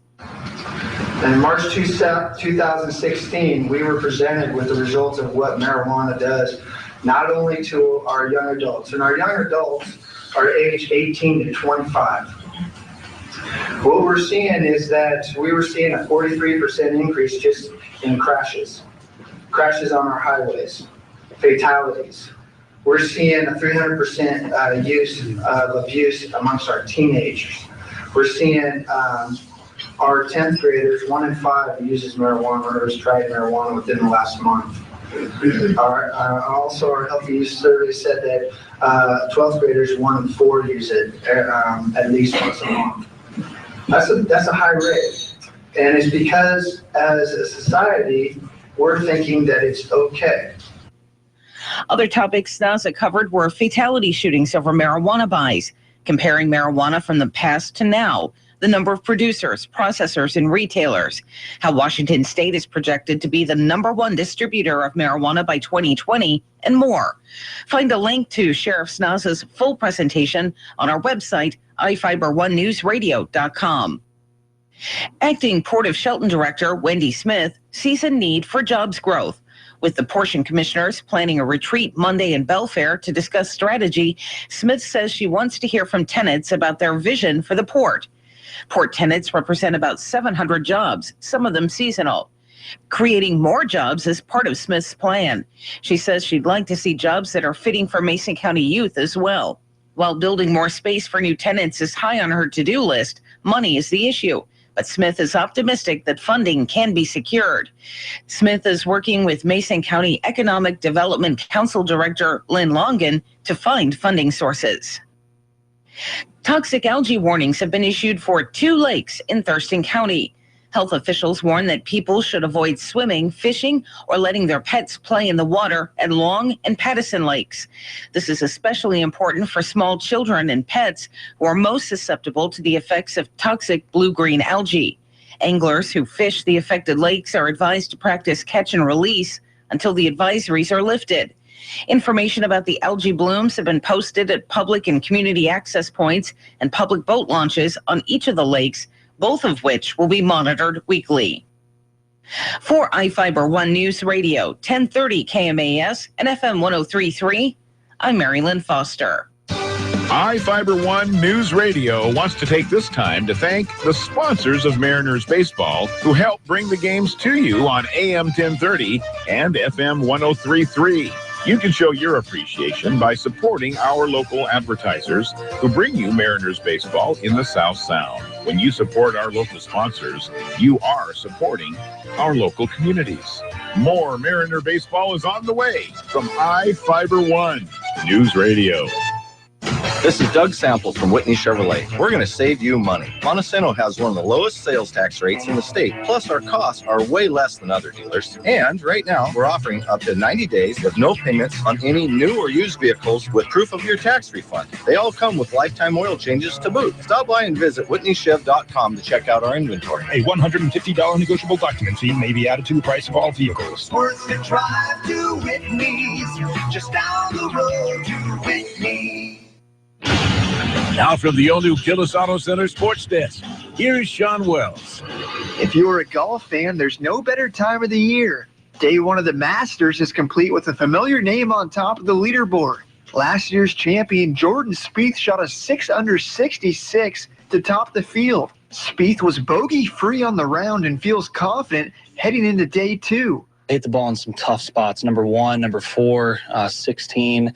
Those putts were just those chips and putts were key to a no bogey round, and that was as solid as I got the most that I could possibly get out of my round today. Puyallup High School grad Ryan Moore opened up Masters play 8 over par. He will look to turn his luck around today, teeing off at 7:43. The Seattle Mariners will look to keep things rolling when they host the Oakland A's tonight at Safeco Field. It's the home opener for the Mariners with Taijuan Walker set to hit the mound against Eric Surkamp for the A's. Make sure to catch the pregame on iFIBER ONE News Radio at 6 p.m. First pitch set for 7:10. For iFIBER ONE News Radio, I'm Sean Wells.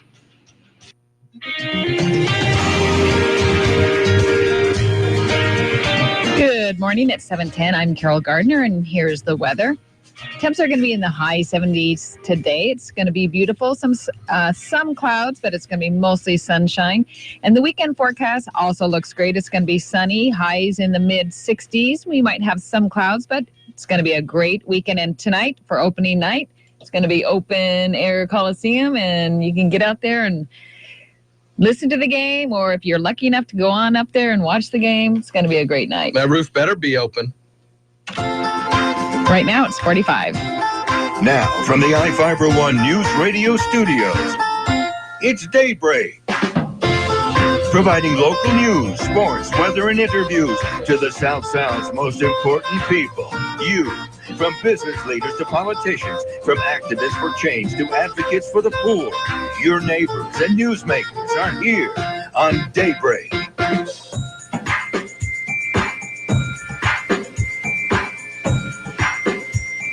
7:10 at iFIBER ONE News Radio. Good morning to you. It is Daybreak with Jeff and Carol. We're kind of just going over some of the news notes from overnight, and people are still on the search for one of the 2 men who escaped from Western State. It was yesterday afternoon. No, it was just after we got off the show. So yesterday around 11 or so, you told me that they had caught one of the guys. Right.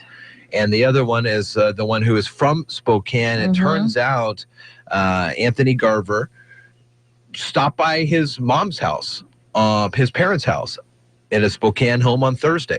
His mom called 911 when she saw him. And there's been a lot of photos online of these 2 men, and they look different perhaps. Yeah, the photo that everybody had posted was an old mugshot of Garver, but he actually I've seen an updated picture of him from when he was in custody, and he has short hair. Also could look different than he definitely could look different. 7:11 here at iFIBER ONE News Radio. Additionally, today in about an hour, Brad Miller from Graduation Matters Shelton will be in to give us a progress report, see how they're doing. And riveting radio real estate in an hour and a half. If you're looking to buy a home, Dawn Pinnell from John L. Scott here in Shelton, great lady to work with. We've talked with her over the years on the radio, but we've also worked with her away from the radio. Always very pleasant. And these realtors, they work for you, and they will take your best positions to heart and work well for you. So if you're looking to buy a house, Stay tuned for Don Pinnell's riveting radio real estate coming up at 8:45. You think it's better to buy a house in the summer when everything is all flowers and rainbows, or in the winter when you can really see what's going on? That's a great question, Carol. I never thought about that. I do know that it's important to drive by a potential house at various times of the day and into the overnight, just because you don't know what the neighborhood is really like for that 1 5-minute spot. It could have, like the house across the street from us is for sale. And so, I'm sure we were all out being loud yesterday when some people showed up. And they're probably like, great, should have checked this out. You're listening to Daybreak on iFIBER One News Radio. Choosing the right tax preparer. I'm ABC's Chief Business and Economics Correspondent Rebecca Jarvis with today's tax tip. The IRS says more than half of all taxpayers hand over personal information and documents to a professional to file their return. So they say choose your preparer wisely. Kiplinger's Kevin McCormley agrees. Anybody can claim they're a tax preparer. How do you find the right one? It's so difficult. The government does not regulate tax preparers. But they have to register with an IRS preparer tax identification number in order to file your return. So check to make sure they have one. The IRS also recommends avoiding preparers who base their fee on a percentage of your refund, or those who say they can get larger refunds than others. McCormley adds word of mouth and credentials work as well. A lot of people go to an H-Star Block or Jackson Hewitt, and some of those people are terrific, and some of them are not that good. A lot of it depends on the luck of the draw when you go in an office. Now, if you've used somebody in the past who you like, that's the person to go to. With today's tax tip, Rebecca Jarvis, ABC News. It's true. Many of us spend more time thinking about what's for dinner than preparing for retirement. But if you think your retirement needs deserve more attention, I agree. And I'd like to help. I'm Edward Jones financial advisor Karen Shade. Together we can give your long-term retirement strategy the attention it deserves. Stop by our office at 1051 Southeast State Route 3 in Shelton. Edward Jones, making sense of investing. Member SIPC.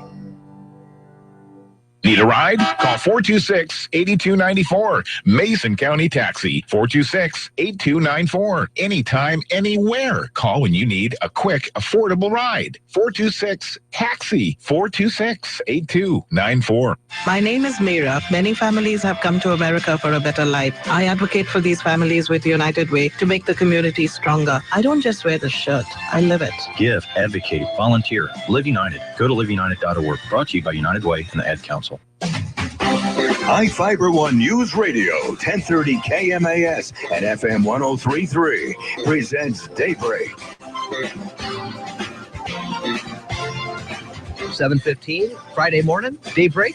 Jeff and Carol here on a day after a beautiful day here in the South Sound. My goodness, it was sunny. Did you think it was too hot? I didn't feel like it was 80. Really? Even in the direct sunlight? Even in the direct sunlight. But I see the numbers. And I am inaccurate. My external thermometer. Well, just because it was 80 doesn't mean all the rest of the earth was warmed up. Like, this portion of the West Coast. So it's not all warm all the time. You know what I mean? So it's not, that's why you didn't feel like it was 80.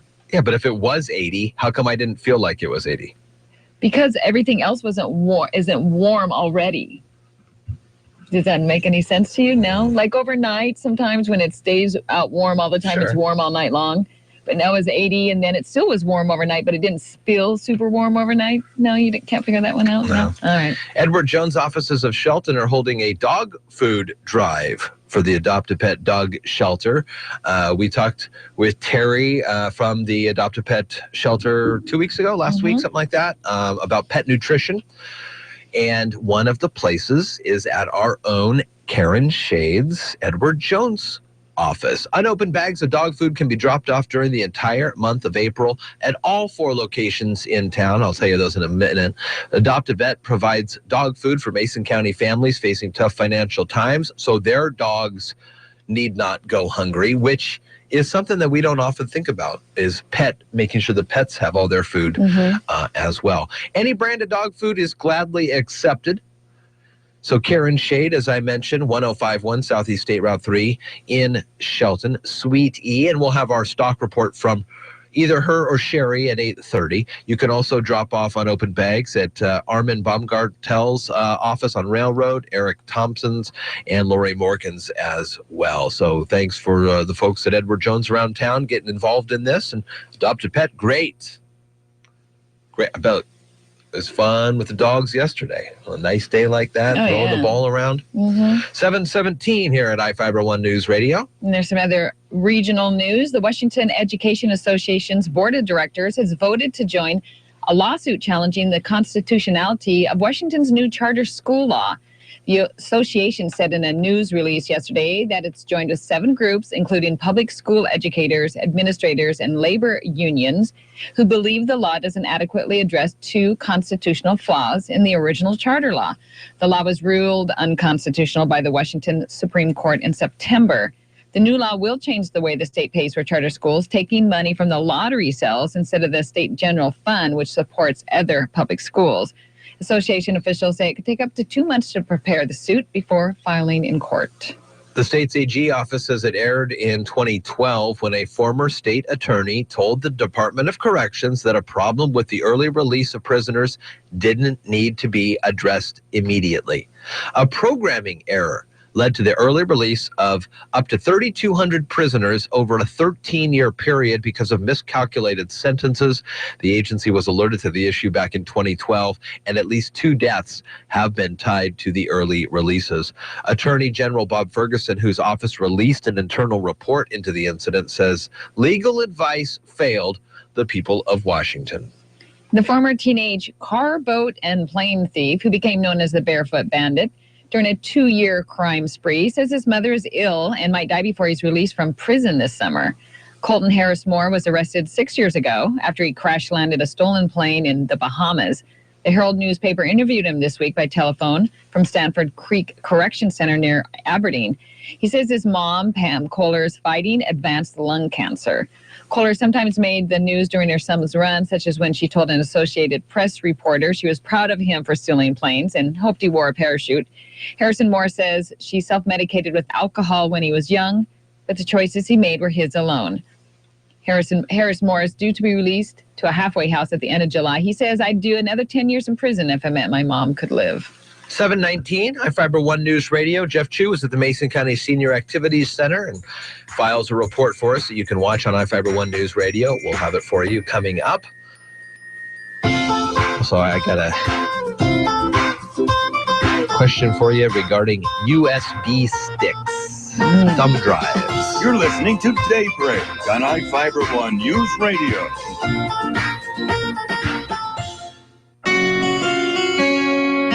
The one constant in this world is change, continuing and inevitable. Things here in Mason County are about to change for the better. iFIBER Communications is now a proud service provider for Mason County PUD 3. iFIBER Communications is now offering high-speed internet in Mason County. Next generation ISP services to your home and business. Next generation internet, 100 megabit per second speed to your home. Next generation television, high definition television unlike anything you've ever seen before. Next generation telephone, never get a long distance bill again. iFIBER Communications is so much more than just an ISP. We're part of the story that is yet to be told here in Mason County. Change is here. iFIBER Communications. To find out more, stop by our offices, 3rd and Coda, or call 427-4000 or find us at iFIBER.tv. The new Money Monopoly game is at McDonald's. We're giving away 100 million food and cash prizes. That means 1 in 4 wins. Just peel for a chance to win instant prizes like $100 cash. Or collect pieces for your chance to win $1 million. 100 million prizes. 1 in 4 wins. You could be the one. Monopoly is a trademark of Hasbro. No purchase necessary. Open to residents of U.S. ends 425. Odds of winning in-restaurant game approximately 1 in 4. Mostly food prizes. $1 million prize awarded is $50,000 per year for 20 years without interest. See official rules at participating McDonald's or PlayMcD.com for more details. Void where prohibited. Introducing McDonald's Signature Crafted Recipes. We're talking bold sandwiches featuring authentic ingredients. What? You know it, like the guacamole made with Haas avocados in the Pico Guacamole recipe. Wow. Barbecue sauce made with Vidalia onions in the Sweet Barbecue Bacon recipe. Nice. And bacon with maple seasoning in the Maple Bacon Dijon recipe. Amazing. Try them on chicken or beef. I want to try them all. It's a new way to enjoy McDonald's. Create your signature crafted sandwich today at participating McDonald's. iFIBER One News Radio, 1030 KMAS and FM 1033 presents Daybreak.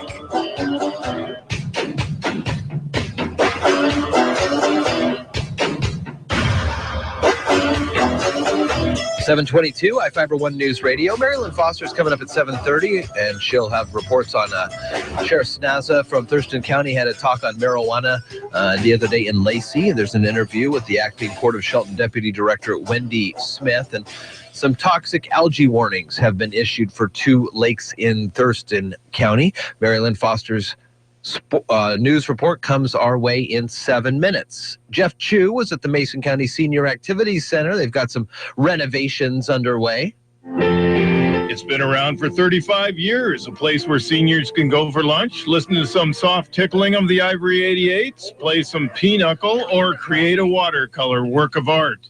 The Mason County Senior Activity Center, tucked away from the roar of nearby Highway 101 traffic on West Century Drive, is a happening place for the older than 50 crowd. Our 35th year, we are celebrating here with the big renovation of the senior center we purchased 3 years ago. The 16,000 square foot senior center is inside the pavilion at Century Park, a popular place for outdoor weddings in the well-kept garden, and a ballroom and dining area for receptions and special events. Senior Center board member Gary Miner says the big news these days at the center is renovation. We're replacing 8 gas furnaces and 7 air conditioners. Plus, they're giving us all kinds of additional ductwork and thermostats, so we have a little bit more control in all the smaller rooms.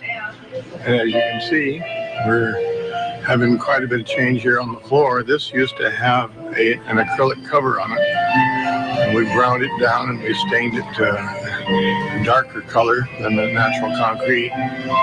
And then over here, we've got the waterproof membranes going down. Senior Center Executive Director Terry Shaw explained why the work was needed. Our heating and cooling was antiquated, so it was time to get that updated for another 35 years here.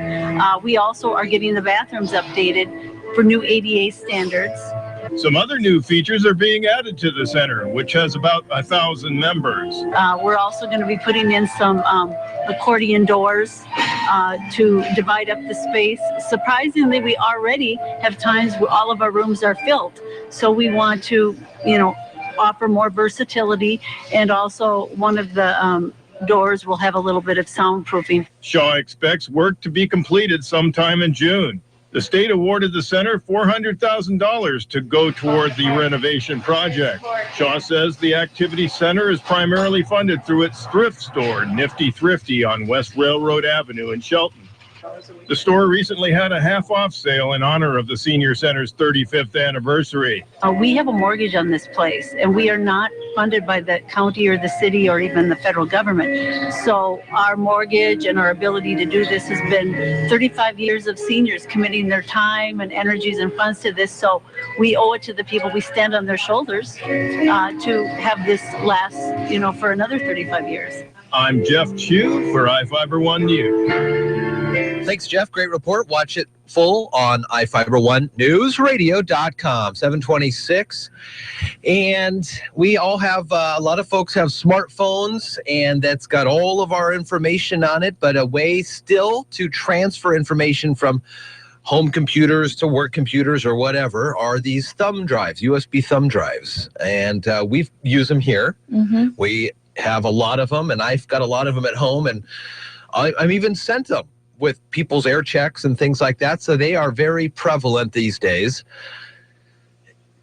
There was a study done at the University of Illinois, Champaign, and they took about 300 of these USB drives, and they kind of just threw them around campus. They laid them around in parking lots and hallways and stuff to see what would happen with these sticks. If people walking by would pick them up, and if they picked them up, what would happen? So 297 were dropped. They found almost half of the sticks ended up being used in a computer, and almost all of them were at least picked up and removed from where they were. Mm-hmm. So if you dropped them there, an hour later they wouldn't be there. So they were trying to see what people are doing with these things. And so my first thought of seeing these is that it's reminiscent of a wallet. You see it on the ground and you look at it and you go, wow, there probably is, especially on a campus, sensitive information here, maybe a term paper. Let's try to figure out whose it is. And so that's what some of the people did. And once they opened it, they were told that this was a study. Is that right? Well, once they opened it, and they clicked on pictures or certain parts of the documents inside, it opened up to a networked computer, and the networked computer was able to say, hey, you're part of this. You're part of this experiment now. Why'd you even open this up? So I love that. So on this drive, they put 3 things: documents, I'm guessing folders, documents, math notes, and winter break pictures. So when you get it, you open it. Right. And I would do this. Would you do this? No, I would not. Well, what would you do with the stick then? Nothing? You just walk past it? Well, I probably would just, if I was a college student, I suppose I would just pick it up and say, hey, I found this stick, take a picture of it, and or put it, hang it up in the place where you post notes or whatever. But I would not open it because I am more aware of stuff that can happen security-wise if you just stick things randomly to your computer, which this totally proves that they had a way to connect to your computer, which could wipe all your personal stuff off. 2/3 of the respondents admitted that they had taken no precautions before connecting to the drive. I trust my MacBook to be a good defense against viruses, one person said, and that's a bad move. Others also admitted opening the files on university computers to protect their own gear. I would probably do that. Yes, that's probably what I would do. So with good intentions, and people still are opening up, obviously if there's a file that says resume, it would be very easy to open up the resume file and get the person's name, address, phone number right there. Or, to be a little sleuthier, you could open up the winter break pictures folders and try to... I don't know if you're being sleuthy or if you're being just snoopy. Well, finders keepers, right? You're listening to Daybreak on iFIBER One News Radio. Local news is brought to you by Fred Holmes Tree Service. FredHolmesTreeService.com, 427-4489. From the iFIBER One News Radio studios, I'm Mary Lynn Foster. Sheriff John Snauza presented a Thurston County law enforcement marijuana review at the Lacey Chamber of Commerce monthly luncheon. Among the subjects discussed, the sheriff talked about marijuana addiction among youth and its implications. In March 2016, we were presented with the results of what marijuana does, not only to our young adults, and our young adults are aged 18 to 25. What we're seeing is that we were seeing a 43% increase just in crashes on our highways, fatalities. We're seeing a 300% use of abuse amongst our teenagers. We're seeing our 10th graders, 1 in 5 uses marijuana or has tried marijuana within the last month. Also, our healthy use survey said that 12th graders, 1 in 4 use it at least once a month. That's a high rate, and it's because as a society, we're thinking that it's okay. Other topics Snauza covered were fatality shootings over marijuana buys, comparing marijuana from the past to now, the number of producers, processors, and retailers, how Washington State is projected to be the #1 distributor of marijuana by 2020, and more. Find a link to Sheriff Snauza's full presentation on our website, iFIBER1newsradio.com. Acting Port of Shelton Director Wendy Smith sees a need for jobs growth. With the portion commissioners planning a retreat Monday in Belfair to discuss strategy, Smith says she wants to hear from tenants about their vision for the port. Port tenants represent about 700 jobs, some of them seasonal. Creating more jobs is part of Smith's plan. She says she'd like to see jobs that are fitting for Mason County youth as well. While building more space for new tenants is high on her to-do list, money is the issue. But Smith is optimistic that funding can be secured. Smith is working with Mason County Economic Development Council Director Lynn Longan to find funding sources. Toxic algae warnings have been issued for 2 lakes in Thurston County. Health officials warn that people should avoid swimming, fishing, or letting their pets play in the water at Long and Pattison lakes. This is especially important for small children and pets who are most susceptible to the effects of toxic blue-green algae. Anglers who fish the affected lakes are advised to practice catch and release until the advisories are lifted. Information about the algae blooms have been posted at public and community access points and public boat launches on each of the lakes, both of which will be monitored weekly.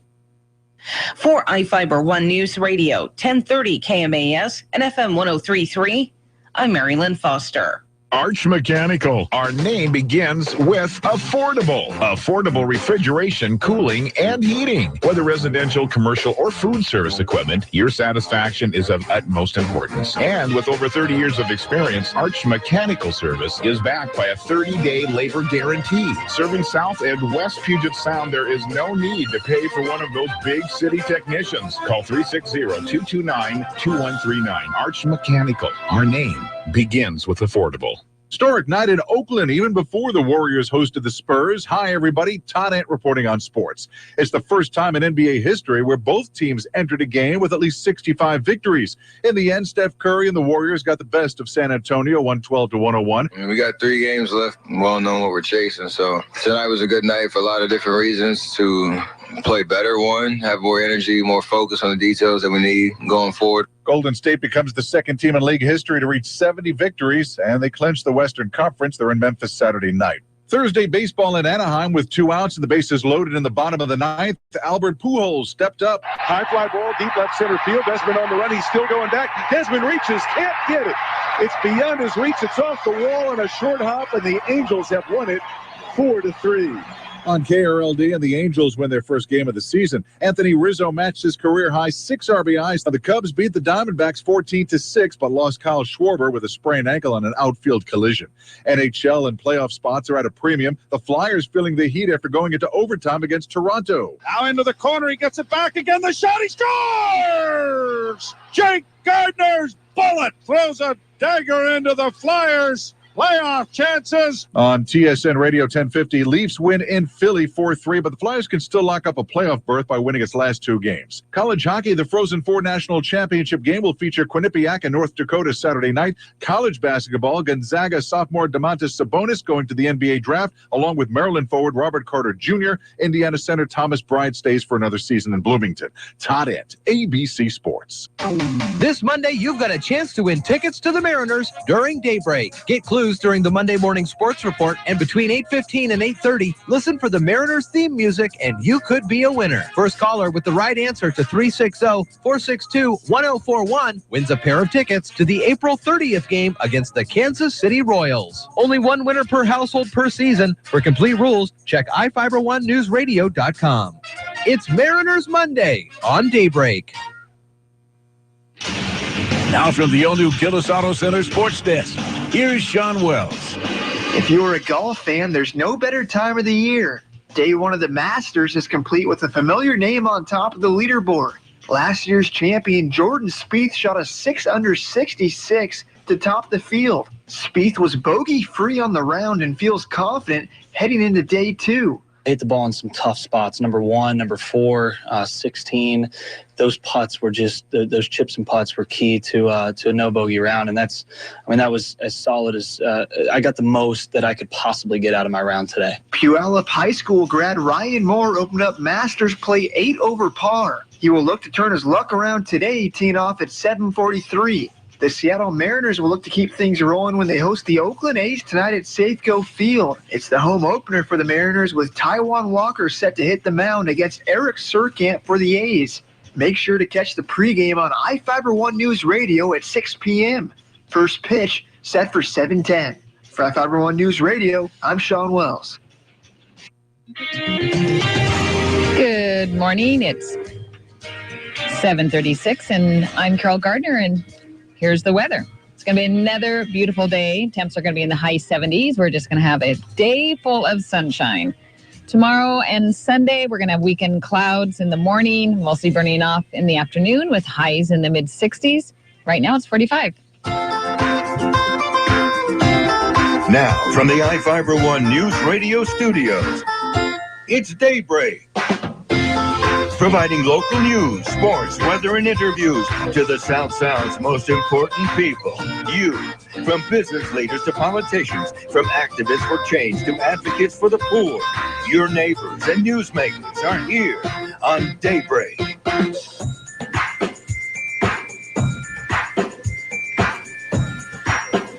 7:38, iFIBER ONE News Radio. Good morning to you. It's Daybreak here. Jeff and Carol, and at 8:15, Brad Miller from Graduation Matters Shelton will be in to give us some status updates and see how things are happening with the Graduation Matters Shelton group. Also at 8:45 this morning, Riveting Radio Real Estate with Don Pinnell of John L. Scott. Do that 4 times fast. Say what? Riveting Radio Real Estate. Just record it myself saying it, replay it for you. I wouldn't even know. Riveting Radio Real Estate. Riveting. 7:38 now at iFIBER ONE News Radio. We are continuing to keep eyes on what's happening with the now one man who is still on the loose from Washington State, Western State Hospital. There was 2 folks that escaped, so it would have been Wednesday night. Mm-hmm. A couple of guys, a bus driver in Lakewood says he picked them up. Turns out probably did. A few hours late after we got off the show yesterday, they caught one of the guys. The other one has been seen in Spokane. Mm-hmm. He went to his parents' house. Yes. Mom called 911 after she saw him. That's got to be a tough phone call. Mm-hmm. Call on your kid like that. Yeah, but she did. Good for her for doing that. More charges, of course, of aiding and abetting, I think, are those types of charges. So we're continuing to monitor that situation. It has moved to the other side of the mountains, but we're still, of course, keeping our eyes on it to figure out what's going on there. 6:40, 7:40 now at iFIBER ONE News Radio, and a good morning to you. It is Daybreak here. We check the Old Farmer's Almanac here in a couple of moments, and also this morning, the Pope has been making some news. In a major new Vatican document on the family, the Pope says it's time to stop judging. I'm ABC's Megan Williams at the Vatican with details on the way. We'll have that and more news from the Associated Press around the Great Northwest here after this quick break on Daybreak.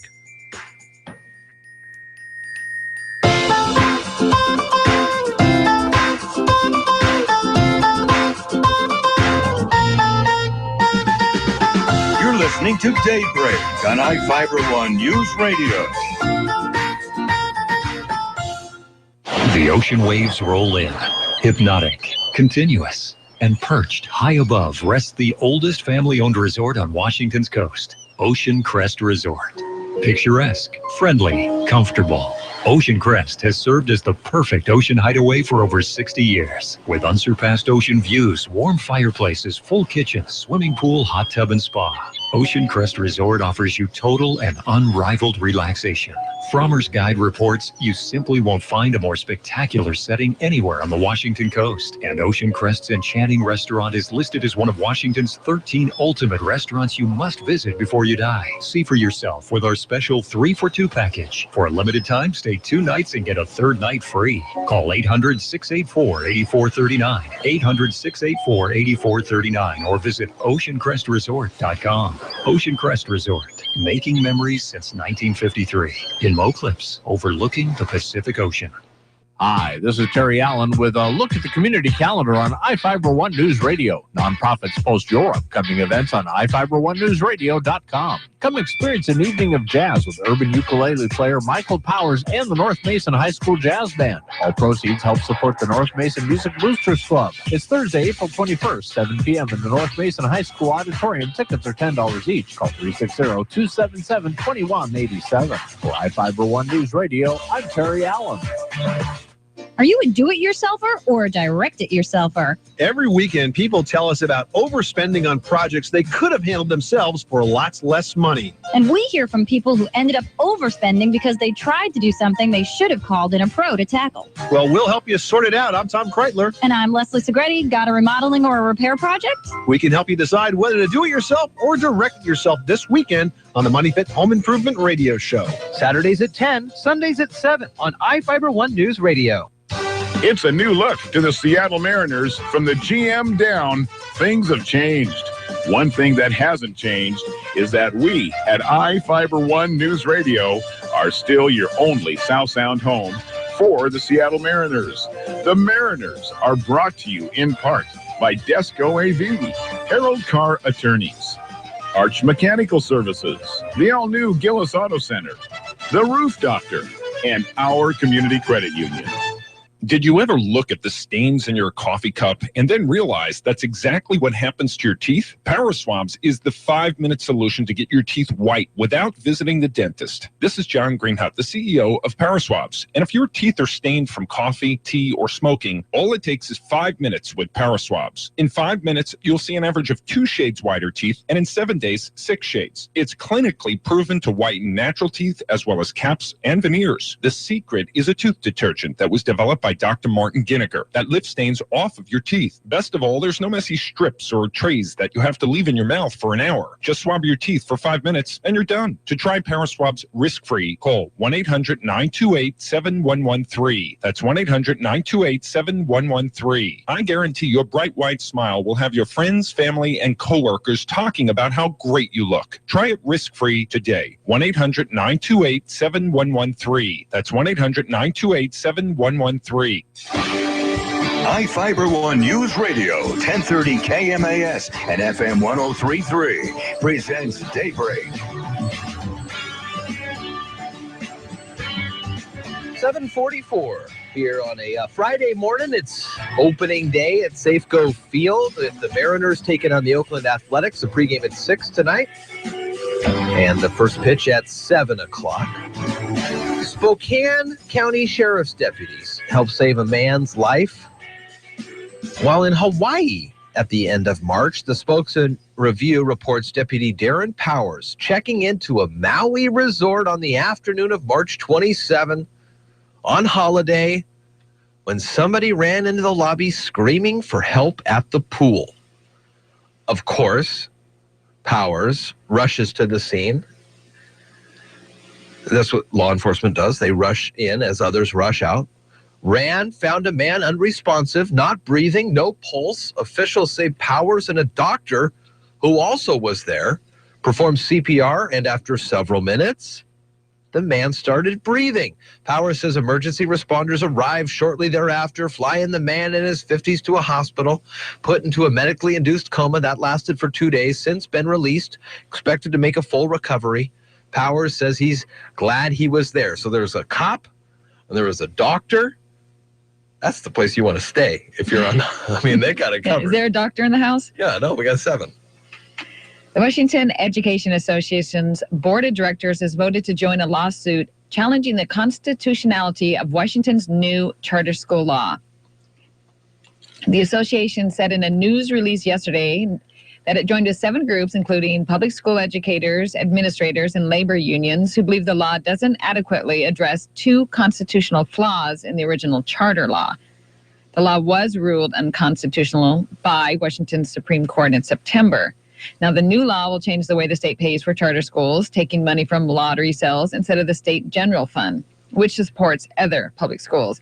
The association officials say it could take up to 2 months to prepare the suit before filing in court. 746 at iFiber One News Radio. Find out more know-how and your local Napa store online at napaonline.com. Moving from teachers to students here, Carol. The state attorney general's office says several student loan debt adjusters in Washington that overcharged hundreds of students and collected illegal fees will refund the money. The office on Thursday announced 6 loan adjusters agreed to pay back $162,000 to 346 students after being sued by the state. The loan adjustment firms help students with paperwork needed to consolidate federal student loans.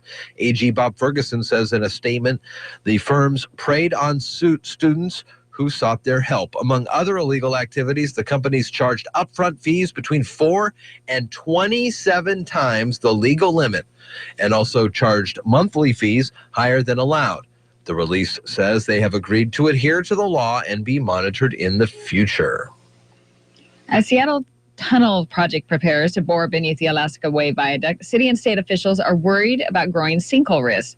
The Seattle Times reports that geotechnical expert Greg Corbin says a giant boring machine called Bertha is over-excavating the area, increasing the likelihood of sinkholes. Corbin is a member of the state's Strategic Technical Advisory Team. Governor Jay Inslee ordered contractors at Seattle's tunnel partners on January 14th to stop drilling until they submitted an analysis of a January 12th sinkhole and provided a plan to improve operations. The project was suspended for 6 weeks, which STP project manager Chris Dixon says was wrong and unjustified, and Bertha resumed digging February 23rd. STP's new tunnel monitoring action plan specifies how much the busy highway, that is viaduct, may tilt before work would be stopped. Oh, jeez. What? What tilting? I don't want any tilting to happen. Well, I mean, it's round. I don't know. The whole thing is crazy. I mean, I've got to not put forth any more judgment on this tunnel project until it's done and I see what it looks like. Yeah, and by that time we'll have flying cars, so it won't really matter. It won't even matter. Transporters, maybe. Exactly. 748 at iFiber One News Radio. In a new Vatican document, the Pope says it's time to stop judging. And ABC's Megan Williams, who's at the Vatican, has more on this. In this new family document, the Pope urges his church to start being more accepting of the different ways people live. He opens the door. Vatican expert Robert Mickens calls it a big deal, not because there have been any changes in doctrine or church teaching, but because of the major shift in tone and language. Who am I to judge? Because the scriptures say we're not to judge. And so we should be much more careful how we deal with people who are imperfect. Dramatically, I think he says, we can no longer say people are living in sin. Megan Williams, ABC News, the Vatican. Every year, this Pope gets more and more out there, right? All these proclamations. But that is an interesting line, though. Dealing with people who are imperfect, I guess, in the eyes of the church is what they... Oh, yeah. Well, one of the big ones is divorce. You know, you can't get divorced. Right. And they may be starting to soften that stance. 749 at iFiber One News Radio. Additionally, at 8, ABC News. I'm Sherry Preston, ABC News. Pope Francis issuing a major document. He's calling on priests to back off relentlessly enforcing church rules and telling Catholics to use their conscience when deciding on issues of sex and marriage. Latest details from the Vatican coming up. 749 here at iFiber One News Radio. Opening day, Seattle Mariners. We'll tell you about the Mariners Monday Trivia Ticket Contest that's coming up this Monday. Give you an opportunity to win a pair of tickets to an upcoming game. Additionally, ABC News at 8 o'clock. You're listening to Daybreak on iFiber One News Radio.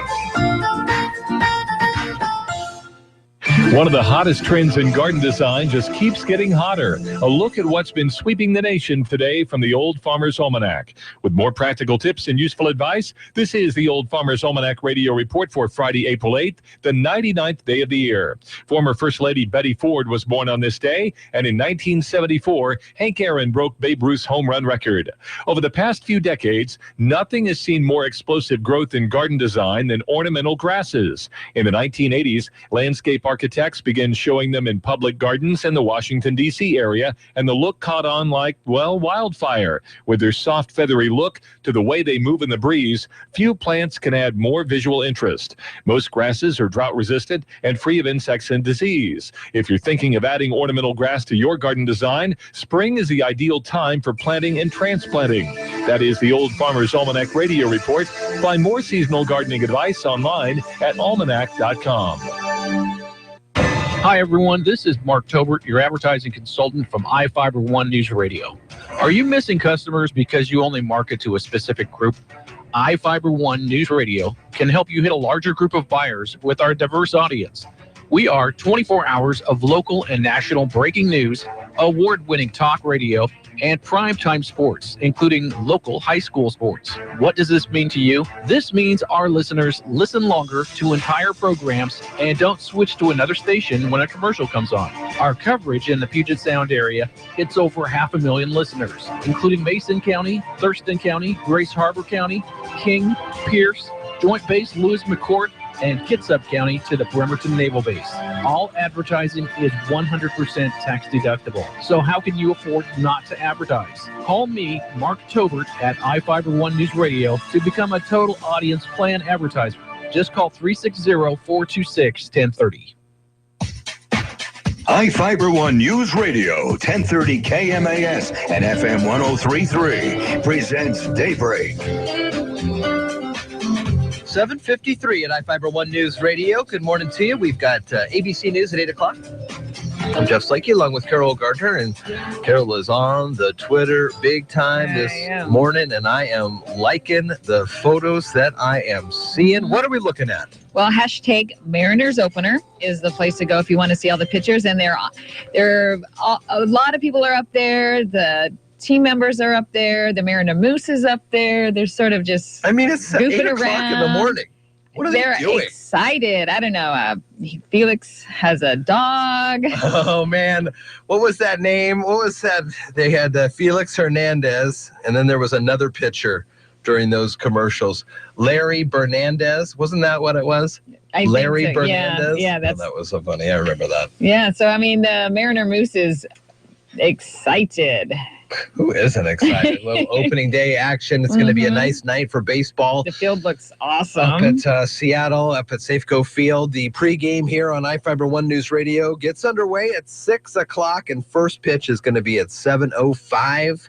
Throughout the weekend, they will be taking on the Oakland Athletics, including on Sunday. They'll have a game against Oakland as well. Monday morning, be listening for Sean Wells's sports report, and in that report, he'll have a clue based on the previous day's game, and it will be what you need to know for our Mariners Monday trivia contest. We're starting it off this Monday, the 11th, and we've got 20 pair of tickets that we're going to be giving out for 19 weeks in a row, because we're going to do a special family 4-pack around the 4th of July holiday.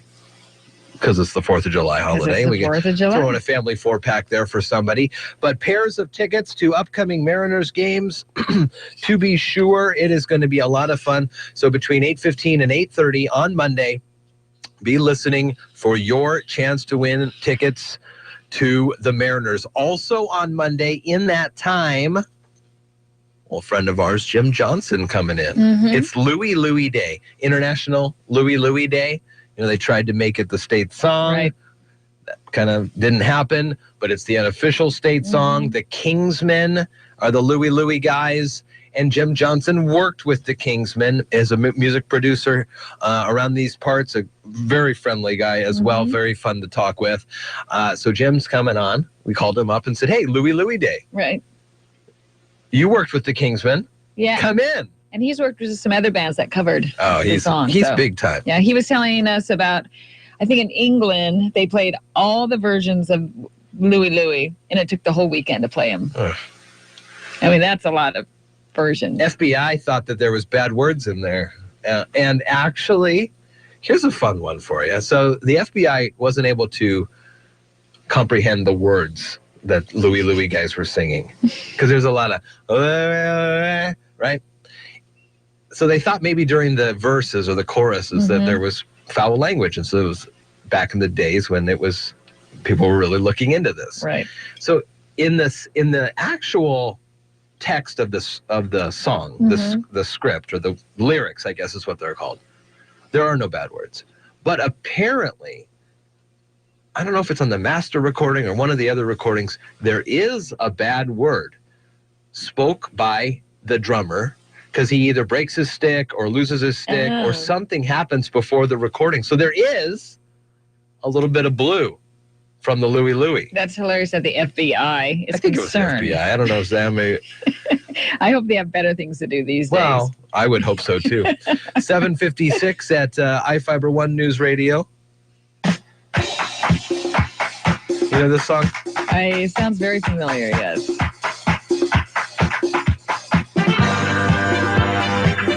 Lord, it brings back memories. I bet it does. Where did this go? Here we go. A christening ceremony for a new Navy submarine in Portland yesterday. There was champagne, pomp and circumstance. One difference, though, the USS Sea Hunter, fully robotic. Wow. What you are witnessing is history, says Deputy Defense Secretary Robert Work. Fully robotic, so no people? Nope. Is it regular size submarine? It is a robot warship. They're calling it 142 foot long, totally autonomous sub.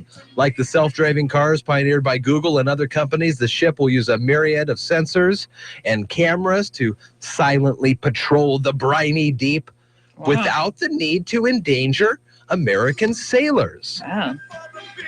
First of its kind ship built by American defense company Lycos.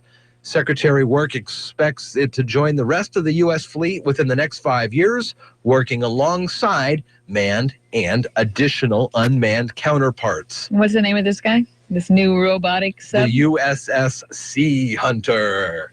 Oh, Sea Hunter. Interesting. Such autonomous vessels are just the tip of the spear of the Navy's newly created Office of Unmanned Warfare Systems. Sounds ominous. I wonder if the front desk is unmanned too. All the phones go into a call center or something. Your call will be... Oh, we'll get right to that. Yeah. That's pretty awesome. You know what's the most surprising about this whole story is that this is the first I'm hearing about this christening ceremony for a warship, and it was christened in Portland. Mm-hmm. I didn't hear anything about people protesting, a warship or anything in Maybe Portland. it was done quietly.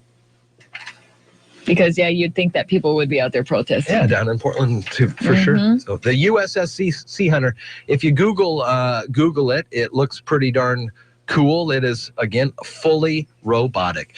7:59 at iFIBER. Future is now, Carol. The future is now. 7:59 at iFIBER ONE News Radio, ABC News coming up. Mary Lynn Foster has the latest in local news. Brad Miller in from Graduation Matters Shelton, and riveting radio real estate to wrap up the morning here on Daybreak. Tom Hartman at 9, Dave Ramsey at noon, Chad Benson from 3 to 6, and at 6 o'clock we start the pregame for the season home opener, the Mariners.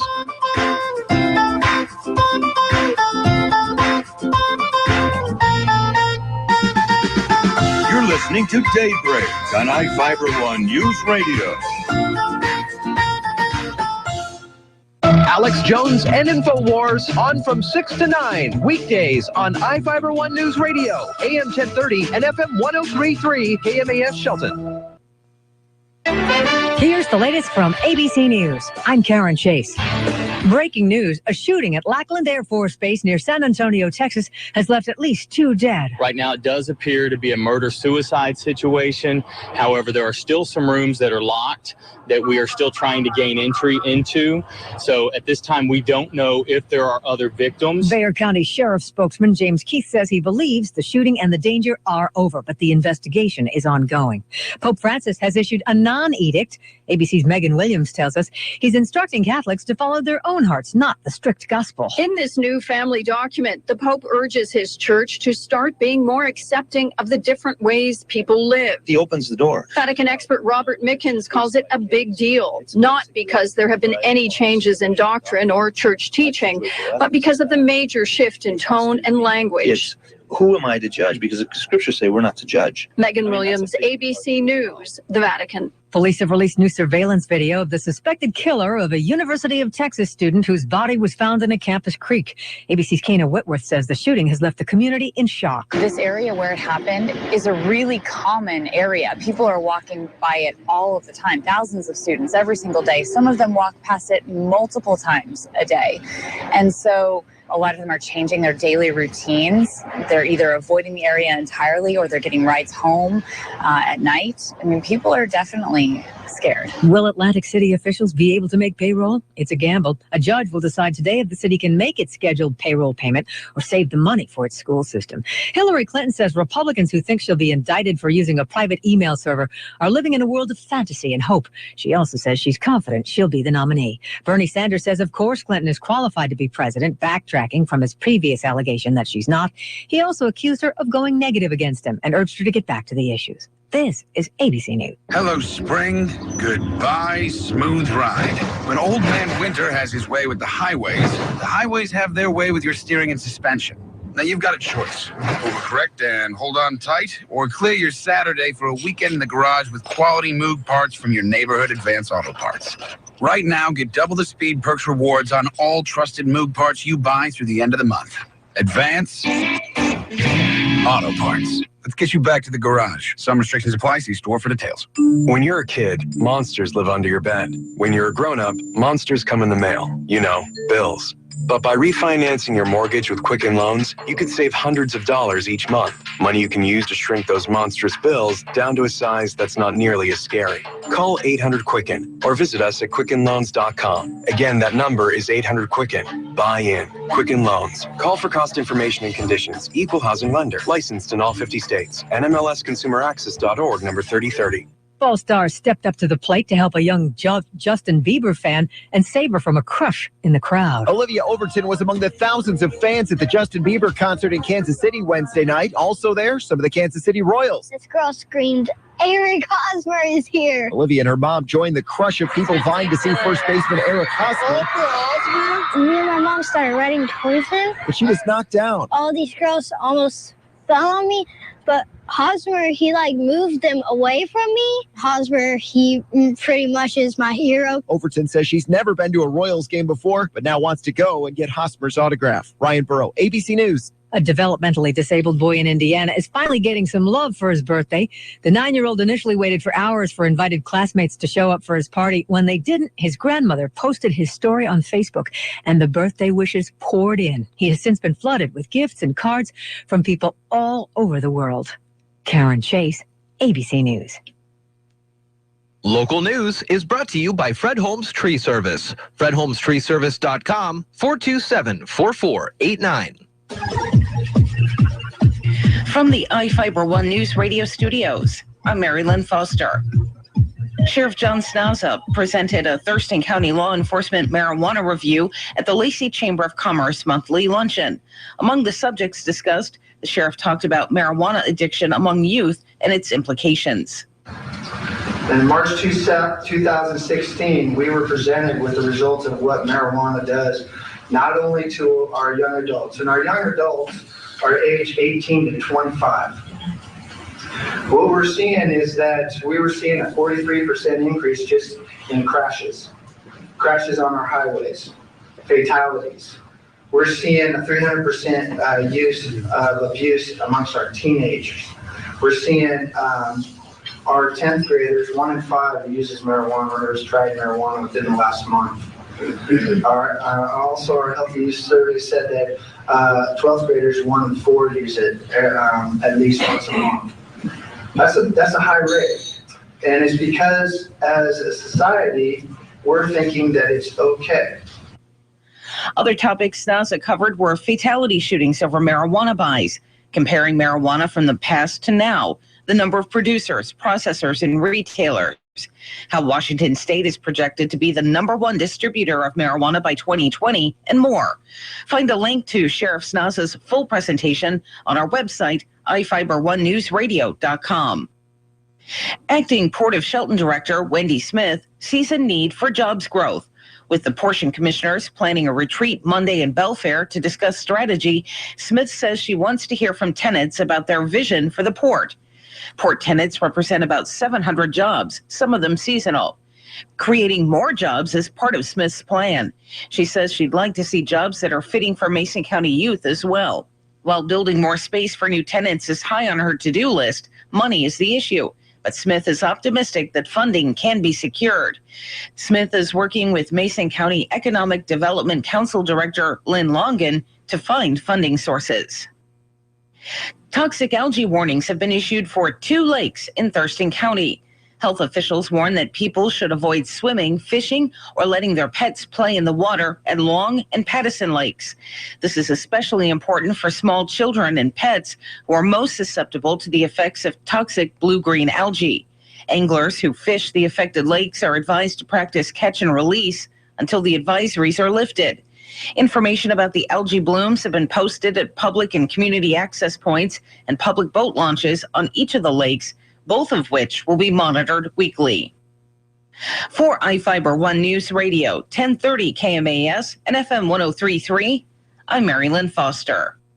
This Monday, you've got a chance to win tickets to the Mariners during Daybreak. Get clues during the Monday morning sports report, and between 8:15 and 8:30, listen for the Mariners theme music, and you could be a winner. First caller with the right answer to 360-462-1041 wins a pair of tickets to the April 30th game against the Kansas City Royals. Only one winner per household per season. For complete rules, check iFIBER1newsradio.com. It's Mariners Monday on Daybreak. Ascend Roofing Company in Shelton's on top of it. 868-2730. Roofing work that speaks for itself. Hey, just a little note to say thank you for the outstanding work that you, Dennis, and especially Jorge and the crew performed for us on our roofing project. On a scale of 1 to 10, we rate it at 10.5. It was a fantastic feeling from start to finish. Your company is a first-class operation and will definitely give your name to all of our friends and family if they're in need of your services. You could be the next happy customer by calling Ascend Roofing. 868-2730. Now from the all-new Gillis Auto Center Sports Desk, here's Sean Wells. If you're a golf fan, there's no better time of the year. Day 1 of the Masters is complete with a familiar name on top of the leaderboard. Last year's champion Jordan Spieth shot a 6-under 66 to top the field. Spieth was bogey-free on the round and feels confident heading into day 2. Hit the ball in some tough spots. Number 1, number 4, 16. Those putts were just those chips and putts were key to a no bogey round, and that was as solid as I got the most that I could possibly get out of my round today. Puyallup High School grad Ryan Moore opened up Masters play 8 over par. He will look to turn his luck around today, teeing off at 7:43. The Seattle Mariners will look to keep things rolling when they host the Oakland A's tonight at Safeco Field. It's the home opener for the Mariners, with Taijuan Walker set to hit the mound against Eric Surkamp for the A's. Make sure to catch the pregame on iFIBER One News Radio at 6 p.m. First pitch set for 7:10. For iFIBER One News Radio, I'm Sean Wells. Good morning. It's 8:10. I'm Carol Gardner, and here's the weather. It's going to be beautiful. We're going to reach high 70s today, and it's going to be sunshine. Perfect day for Mariners opening. And the weekend, it doesn't look too shabby. It's going to be partly cloudy, highs in the mid-60s, and right now it's already 54. Now, from the iFIBER One News Radio studios, it's Daybreak. Providing local news, sports, weather, and interviews to the South Sound's most important people. You. From business leaders to politicians, from activists for change to advocates for the poor. Your neighbors and newsmakers are here on Daybreak. All right, good morning to you. It is Daybreak here at iFIBER One News Radio. Got some great interviews coming up for you here on Daybreak. We do want to, though, update you on the latest that we have on the escape from Western State. Here is a report from ABC News recapping the overnight. There were a couple fresh leads overnight, but police have so far come up empty in their intense search for what they say is a dangerous criminal who's still on the loose from a mental hospital. Police in Spokane, reacting to a tip from the parents, searched the woods outside of town in Spokane overnight, but they gave up after finding no sign of Anthony Garver, one of the two escapees from the Washington State Hospital. So additionally, you heard him mention that they had received a tip, and it was from Anthony Garver's mother. Mm-hmm. The guy did stop at his parents' Spokane home yesterday, and the mom did call 911 when she saw him. Other than that, that's as far as we are in the latest on that story. We're obviously continuing to monitor it. Didn't you say the FBI is involved? And also, yeah, the FBI is involved, and then they restarted the manhunt this morning, obviously, somewhere in Spokane. So they've been showing some pictures of just flashing lights on rural roads in Spokane Valley. Just out driving around, huh? And the guy appears to look different than the initial photos that we saw. We, I think, got mugshots from before he was incarcerated. Right. 8:11 at iFIBER ONE Newsradio, and a good morning to you. It is Daybreak. Some other headlines, Northwest headlines. The state AG's office says it erred in 2012 when a former state attorney told the Department of Corrections that a problem with the early release of prisoners didn't need to be addressed immediately. Also, a Montana man who took part of the occupation of the National Wildlife Refuge in Oregon is still in jail pending trial, saying that Jake Ryan is a flight risk. And the Benton Franklin Health District warning people to secure access points to their septic tanks, Carol, because a 3-year-old fell into one. Tri-City Herald reports that a Franklin County boy fell into a newly built septic tank last week, but was not seriously injured. 8:13 here at iFIBER ONE News Radio. Take a quick break, come back. Brad Miller's on the air with us from Graduation Matters Shelton. See what he's up to and give us a status update on Graduation Matters.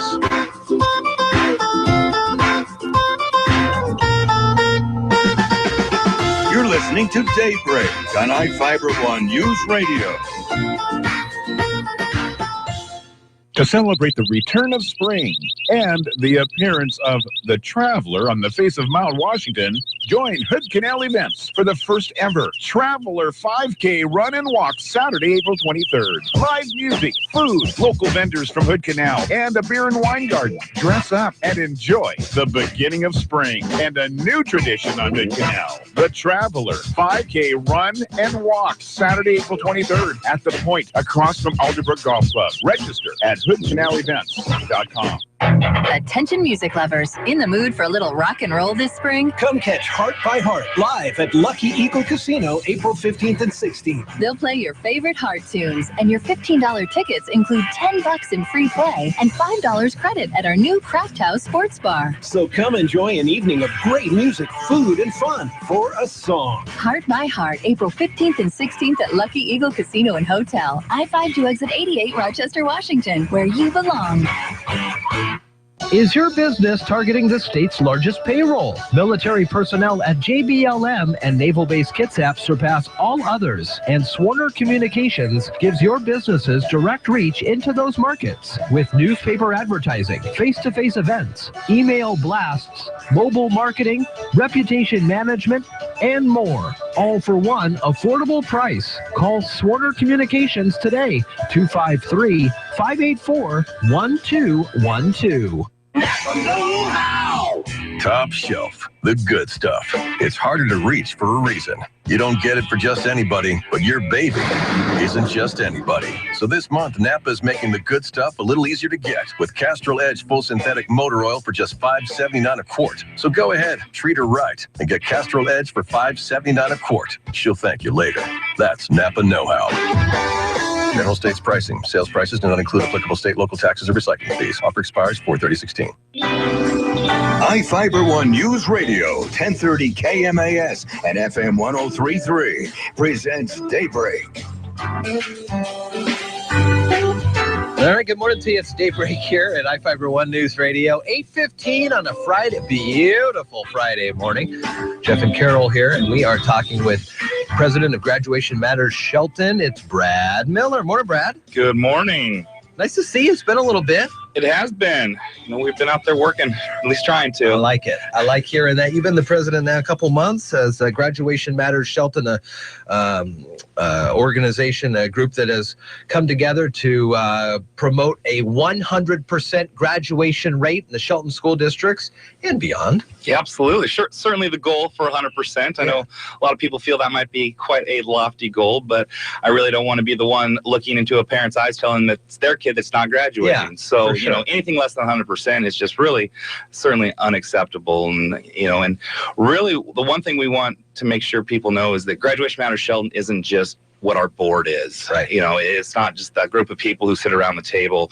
It's really much more of that community idea of, what can I do to help a kid graduate? What are things out there that I can do? So it doesn't necessarily have to go through us at all. We just want people to always be thinking about it and collaborating, working together to make sure that we can help improve our graduation rates.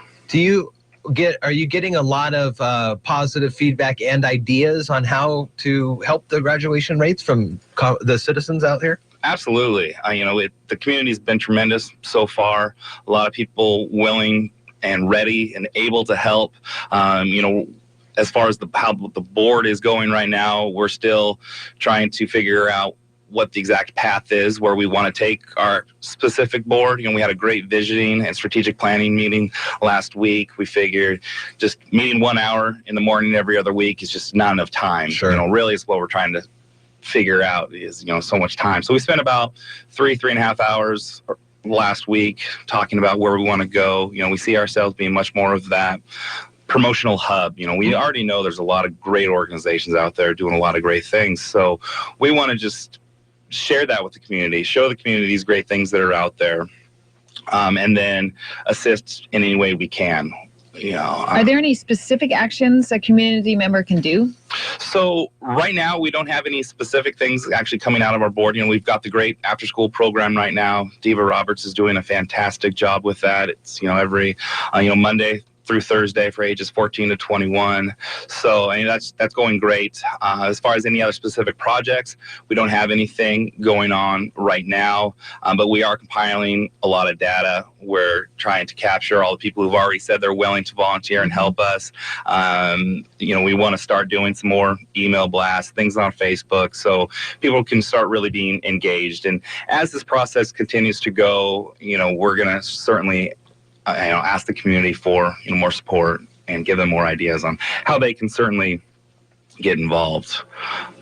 I know that you are online at a couple different places. We mentioned the Facebook, but also there is a website, graduationmattersshelton.com. And on Facebook, we can link to that through our page as well. But it is Graduation Matters Shelton, as you can just search for that and find information there. I like the website here as I'm kind of going around in it. You've broken it down even to the need requests by school, so people can look over that and go, oh, well, I've got that, or I can help with that aspect, and just better ways to get people going in the community. Absolutely. And then there's a way to contact us through there as well, through email. And that needs list is there. We still have some maintaining and things to do on the website to really get it looking great, and be as interactive as we can possibly have it. But again, that's one of those full-time jobs. So we're still working on that. But it's one of the best ways to actually get a hold of the board. Oh, great.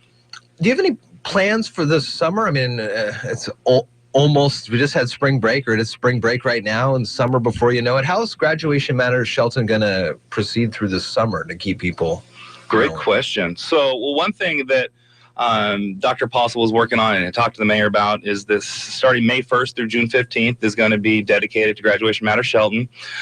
So we'll probably try to hold some sort of community event throughout that time, maybe ask businesses to place Graduation Matters Shelton signs in their storefronts and things of that nature.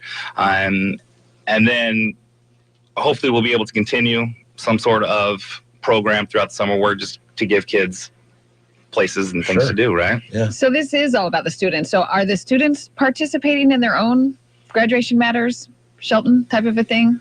I mean, what can they do as a student? Oh, absolutely. You know, it's been great to see what the schools are doing again, and it's even outside of our board, and we don't even hear a lot of things until way after the fact. But I was just at Bordeaux the other day and noticed they have a big attendance signs there showing what the attendance rate is, because really if the kids aren't there, how can we teach them? How can they graduate, right? Sure. So we really need to focus on attendance. But then you walk in and they have this huge board that says Graduation Matters Shelton on it with pictures and things that they're doing that, you know, to show that graduating is, in fact, very important. And I think things like that are happening throughout all the schools now, and a lot of it we just don't even know about, which is great. Yeah. We shouldn't be driving this. It's solely want to be a community school thing where we just have that same focus and that same goal. People do elementary school, they graduate to middle school, and middle school graduates to high school. So I know that's one great thing that Doc Fossil's doing as well with he's having the moving on celebrations. So, you know, after 5th grade, 7th grade, 9th grade, just to show, you know, kind of what's that like. And you're doing another transition in life, and I think it's just fantastic. So you can get in and also volunteer and sign up to volunteer on the website, graduationmattersshelton.com, Facebook as well. And throughout the time, you're always looking for volunteers and help in the community? Yeah, absolutely. As far as just creating that list, and what's really helpful is if there was a comment on there to say, you know, what are you good at? What are you passionate at? What are you interested in doing? So that we can essentially link up the right volunteer with the right things that we have. And that list is going to grow more. Our needs going to grow a lot more. And one of our big pushes right now is getting out there and just meeting a lot with the other organizations out there, you know, find out what's going well for them. What are they struggling with? Is there any way that we can help support that, either financially or with manpower, finding those volunteers for them so that they can succeed and ultimately we all succeed. Well, we've seen the growth of Graduation Matters Shelton from just a couple people here meeting at the radio station to that huge, wonderful program that was put on at the Civic Center with a lot of the leaders. Just in January. That was big. Amazing to see all that. It's only been 3 or 4 months. Yeah, it's been fast, right? It's very cool, and it is a great goal to have 100% graduation rates, getting kids prepared to further their lives after high school, or in any situation, really, if you're moving from 5th to middle school or middle school to high school, but 100% graduation is I think it's doable. And with Graduation Matters Shelton, it's definitely one more good step. Brad Miller, the president for Graduation Matters Shelton, on the air with us today. You can check out the website, graduationmattersshelton.com. Also on Facebook. We'll link to that via our page as well. Brad, good to see you. Great to see you guys. Thank you very much. You too. 8:23 now at iFIBER ONE News Radio. We'll take a break. When we come back, Mary Lynn Foster has the latest in local news, and we'll check the morning stock numbers. All here on Daybreak.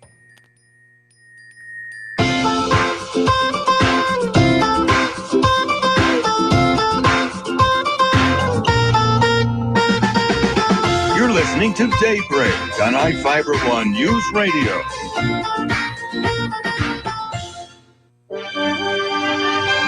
It's that time of year again for Seattle Mariners baseball, and iFIBER ONE News Radio is the only station to carry the Mariners in the South Sound. Be part of the team and advertise your business on iFIBER ONE News Radio's coverage of the Mariners broadcast every day this season. Summertime in the Northwest means people traveling to enjoy outdoor activities and listening to the Mariners while camping, fishing, and boating.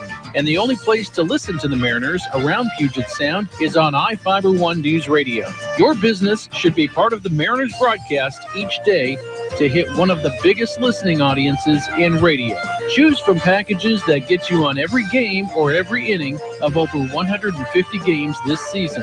Call the sales team at iFIBER ONE News Radio today at 360-426-1030 or email us at sales@ifiberone.com and sign up to be part of the great season of Mariners baseball.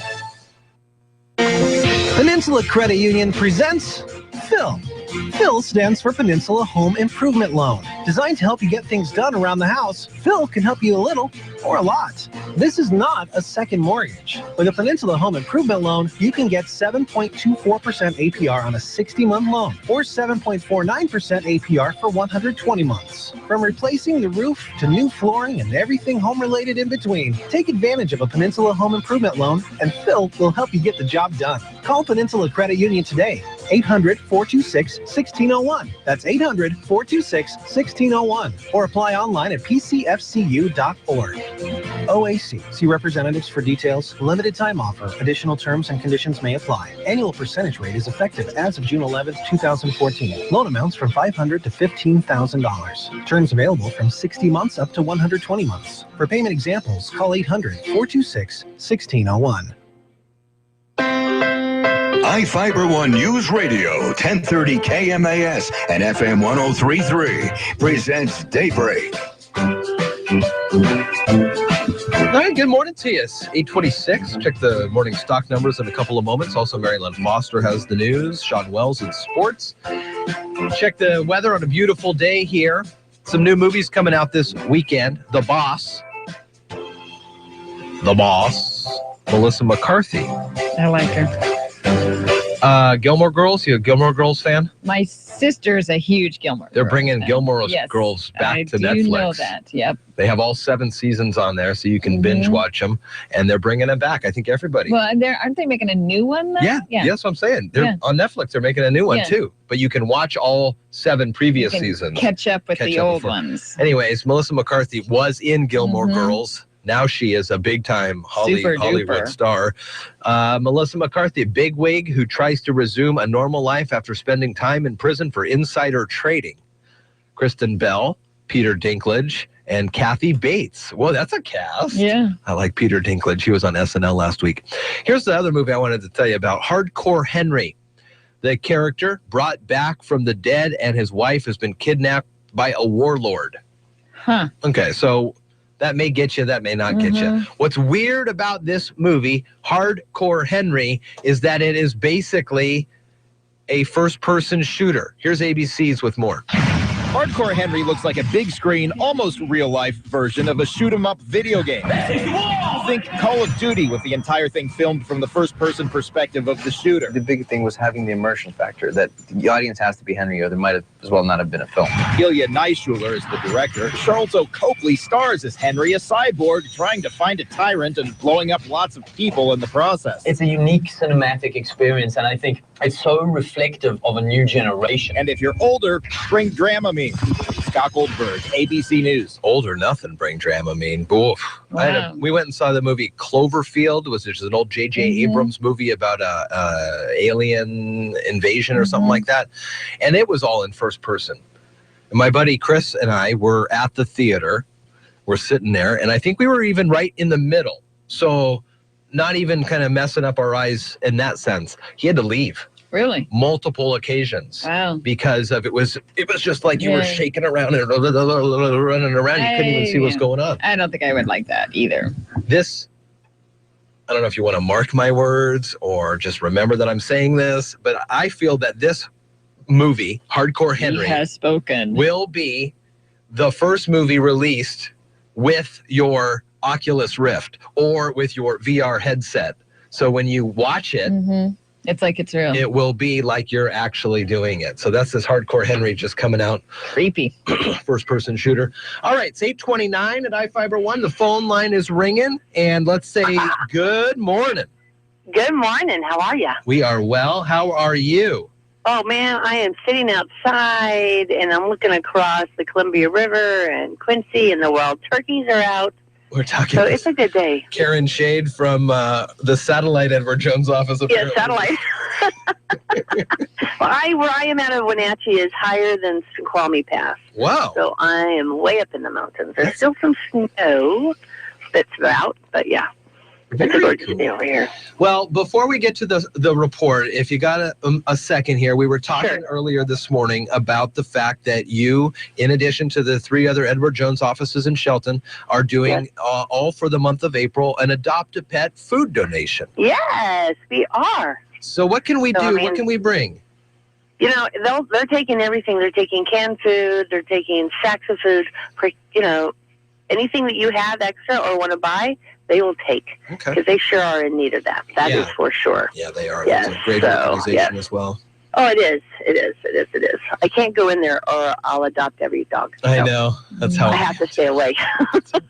We talked with Terry from Adopt a Pet last week, and she mentioned that too. You may think that if you come and volunteer, you're just going to want to take all the dogs. And I know. I just know. I want a puppy so bad, so I can't. So I have to, you know, I just got to stay back.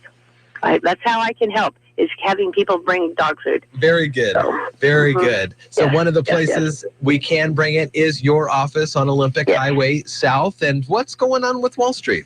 Well, U.S. stocks are trading higher with a surge in the price of crude oil after the Federal Reserve Chair Janet Yellen's comments pointing to resilience in the U.S. economy. Yellen, in an appearance with the former Fed chairman on Thursday, said the U.S. economy was on a solid course with some hints of inflation, putting the central bank on track for a possible increase in interest rates this year. In economic news, wholesale inventories came in below expectations for February, which could weigh on first quarter GDP. U.S. bond prices are trending lower to start the day. So far this morning in the S&P 500, the best performing sector is energy, while the worst performing sector is healthcare. The Dow Jones Industrial Average is up 110 points at 17,652. The Standard & Poor's 500 Index is up 16 points at 2,058. And the NASDAQ Composite Index is up 24 points at 4,872. This morning, volume on the New York Stock Exchange is moderate, with 219 million shares being traded, and advancers are outnumbering decliners by roughly 6-1 margin. In the commodity markets, the spot price of gold is down $1.35 to $1,239.10. The spot price of silver is up 10 cents to $15.32, and crude oil prices are up $2.42 to $39.68.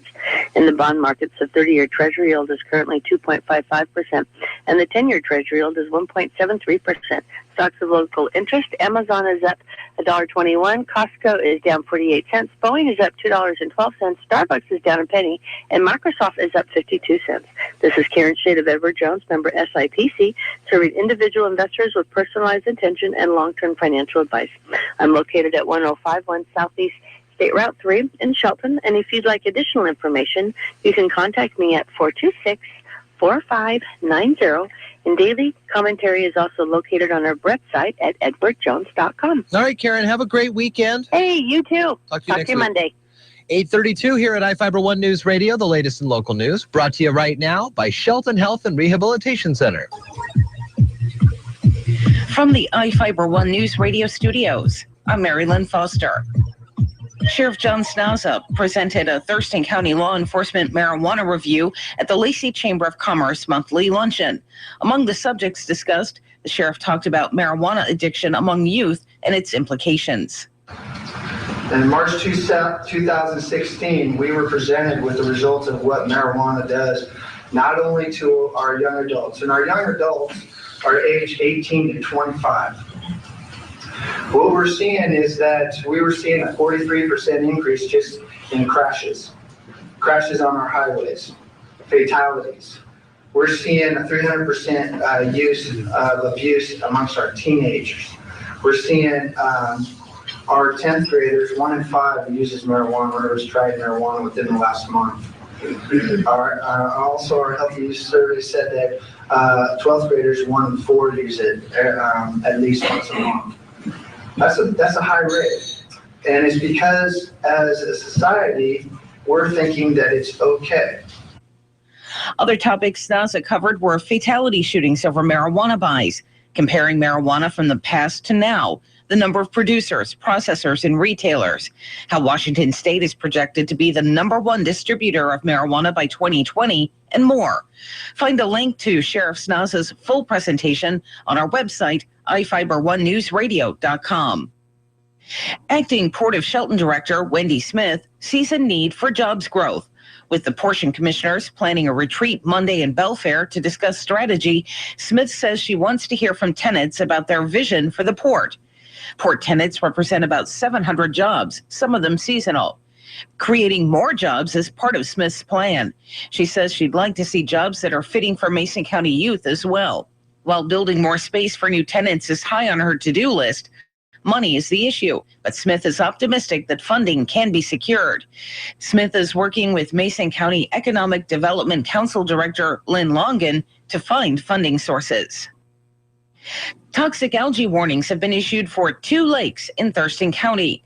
Health officials warn that people should avoid swimming, fishing, or letting their pets play in the water at Long and Pattison lakes. This is especially important for small children and pets who are most susceptible to the effects of toxic blue-green algae. Anglers who fish the affected lakes are advised to practice catch and release until the advisories are lifted. Information about the algae blooms have been posted at public and community access points and public boat launches on each of the lakes, both of which will be monitored weekly. For iFIBER One News Radio, 1030 KMAS and FM 103.3, I'm Mary Lynn Foster. Gillis Auto Center in Shelton. Best deals, best price, best trade, and low payments. And March is Truck Month at family-owned Gillis Auto Center, with our entire truck inventory discounted for this event. The Ford F-Series is the best-selling vehicle in America. Half-ton, 3/4 ton, 1-ton, gas, diesel, 2- or 4-wheel drive. With huge savings of up to $10,000 on certain Ford and Dodge models. The all-new Gillis Auto Center in Shelton at the City Center Matlock exit, and 24/7 at GillisAutoCenter.com. Historic night in Oakland, even before the Warriors hosted the Spurs. Hi, everybody. Todd Ant reporting on sports. It's the first time in NBA history where both teams entered a game with at least 65 victories. In the end, Steph Curry and the Warriors got the best of San Antonio, 112-101. We got 3 games left, well known what we're chasing. So tonight was a good night for a lot of different reasons to play better, have more energy, more focus on the details that we need going forward. Golden State becomes the second team in league history to reach 70 victories, and they clinched the Western Conference. They're in Memphis Saturday night. Thursday baseball in Anaheim with 2 outs and the bases loaded in the bottom of the 9th. Albert Pujols stepped up. High fly ball deep left center field. Desmond on the run. He's still going back. Desmond reaches, can't get it. It's beyond his reach. It's off the wall on a short hop, and the Angels have won it 4-3. On KRLD, and the Angels win their first game of the season. Anthony Rizzo matched his career-high 6 RBIs. The Cubs beat the Diamondbacks 14-6, but lost Kyle Schwarber with a sprained ankle on an outfield collision. NHL and playoff spots are at a premium. The Flyers feeling the heat after going into overtime against Toronto. Now into the corner. He gets it back again. The shot. He scores! Jake Gardner's bullet throws a dagger into the Flyers' playoff chances. On TSN Radio 1050, Leafs win in Philly 4-3, but the Flyers can still lock up a playoff berth by winning its last 2 games. College hockey, the Frozen Four National Championship game will feature Quinnipiac and North Dakota Saturday night. College basketball, Gonzaga sophomore Domantas Sabonis going to the NBA draft, along with Maryland forward Robert Carter Jr. Indiana center Thomas Bryant stays for another season in Bloomington. Todd Ant, ABC Sports. The Tom Hartman Show, live 9 to noon, weekdays on iFIBER One News Radio. Eventually, something is going to break through all the lies and all the hundreds of millions of dollars that Koch Industries and ExxonMobil and others have spent funding climate change deniers. Eventually, it's going to break through, and people are going to realize that for the last 40 years, they have been lied to by very wealthy people who are lying to us and allowing people to die just so they can protect their wealth. Not even protect their existing wealth, just so they can make more wealth. Now from the all-new Gillis Auto Center Sports Desk, here's Sean Wells. If you're a golf fan, there's no better time of the year. Day 1 of the Masters is complete with a familiar name on top of the leaderboard. Last year's champion Jordan Spieth shot a 6-under 66 to top the field. Spieth was bogey-free on the round and feels confident heading into day 2. Hit the ball in some tough spots. Number 1, number 4, 16. Those putts were just those chips and putts were key to a no bogey round, and that was as solid as I got the most that I could possibly get out of my round today. Puyallup High School grad Ryan Moore opened up Masters play 8 over par. He will look to turn his luck around today, teeing off at 7:43. The Seattle Mariners will look to keep things rolling when they host the Oakland A's tonight at Safeco Field. It's the home opener for the Mariners, with Taijuan Walker set to hit the mound against Eric Surkamp for the A's. Make sure to catch the pregame on iFIBER One News Radio at 6 p.m. First pitch set for 7:10. For iFIBER One News Radio, I'm Sean Wells. Good morning. It's 8:40. I'm Carol Gardner, and here's the weather. It's going to be another beautiful day. Maybe not as hot as yesterday, but temps are still going to be in the high 70s, and it's just going to be sunshine. The weekend, partly cloudy, highs in the mid-60s. Right now, it is 60. Now, from the iFIBER One News Radio studios, it's Daybreak. Providing local news, sports, weather, and interviews to the South Sound's most important people. You. From business leaders to politicians, from activists for change to advocates for the poor, your neighbors and newsmakers are here on Daybreak. Well, good morning to you. It is Daybreak here at 8:40. I'm Jeff Slikey along with Carol Gardner here, and we have got Mariners baseball tonight. It's the home opener. They're going to be at the Safe. They had 3 in Texas the day off yesterday. They'll be in the friendly confines of Safeco Field for the next 6 games, 3 against Oakland, 3 against Texas. Monday morning is your opportunity to be the first winner for Mariners Monday Trivia Contest. Listen to Sean Wells' sports reports. Oh, here's the ticket schedule that I've got in my hot little hand. I wanted to make sure I got them all for you. So Monday morning between 8:15 and 8:30, listen for the cue to call in, and we'll ask you a question based off of the previous game, and Sean Wells will have some clues on that in his sports report. If you get the right answer, first person to call in with the right answer wins tickets to an upcoming Mariners game, and it's going to be a wonderful time all season long. If we've got 20 pairs of tickets over 19 weeks. We're going to throw in a family 4-pack right around the 4th of July holiday, which, oh, by the way, 4th of July is a Monday this year. And the All-Star Game's in San Diego. That'll be fun. All right, 8:42 here at iFIBER One News Radio. We are monitoring the Twitter and ABC News for any additional information regarding the one man who is still at large from the Western State escape the other day. Anything on Twitter, Carol? Nope, I haven't seen anything come up yet. All right, sounds good there, but we will continue to monitor that throughout the day. 8:42 at iFIBER One News Radio, and good morning to you. Here's well, we'll save that for another time. Let's take a break right now. When we come back, we'll get ready. Cliffhanger.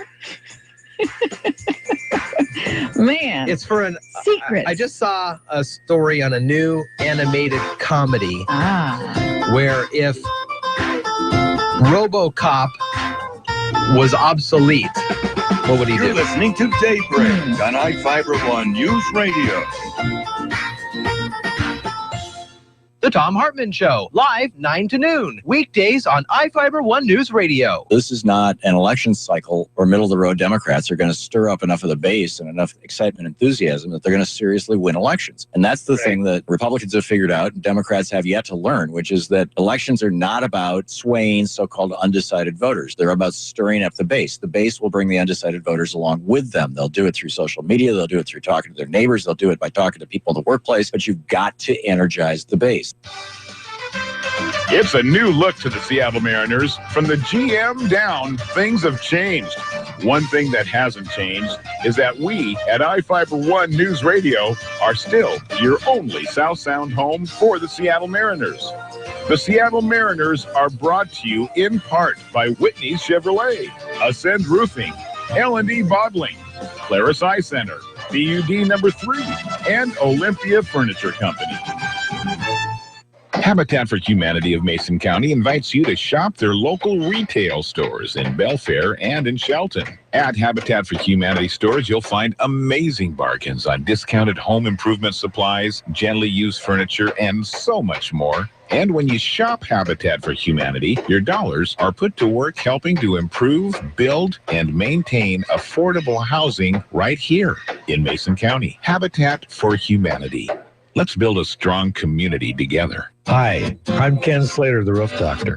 If you're like me, your family's important, so make sure that they're well taken care of. One of the best ways to do that is to provide a safe and warm home to live in.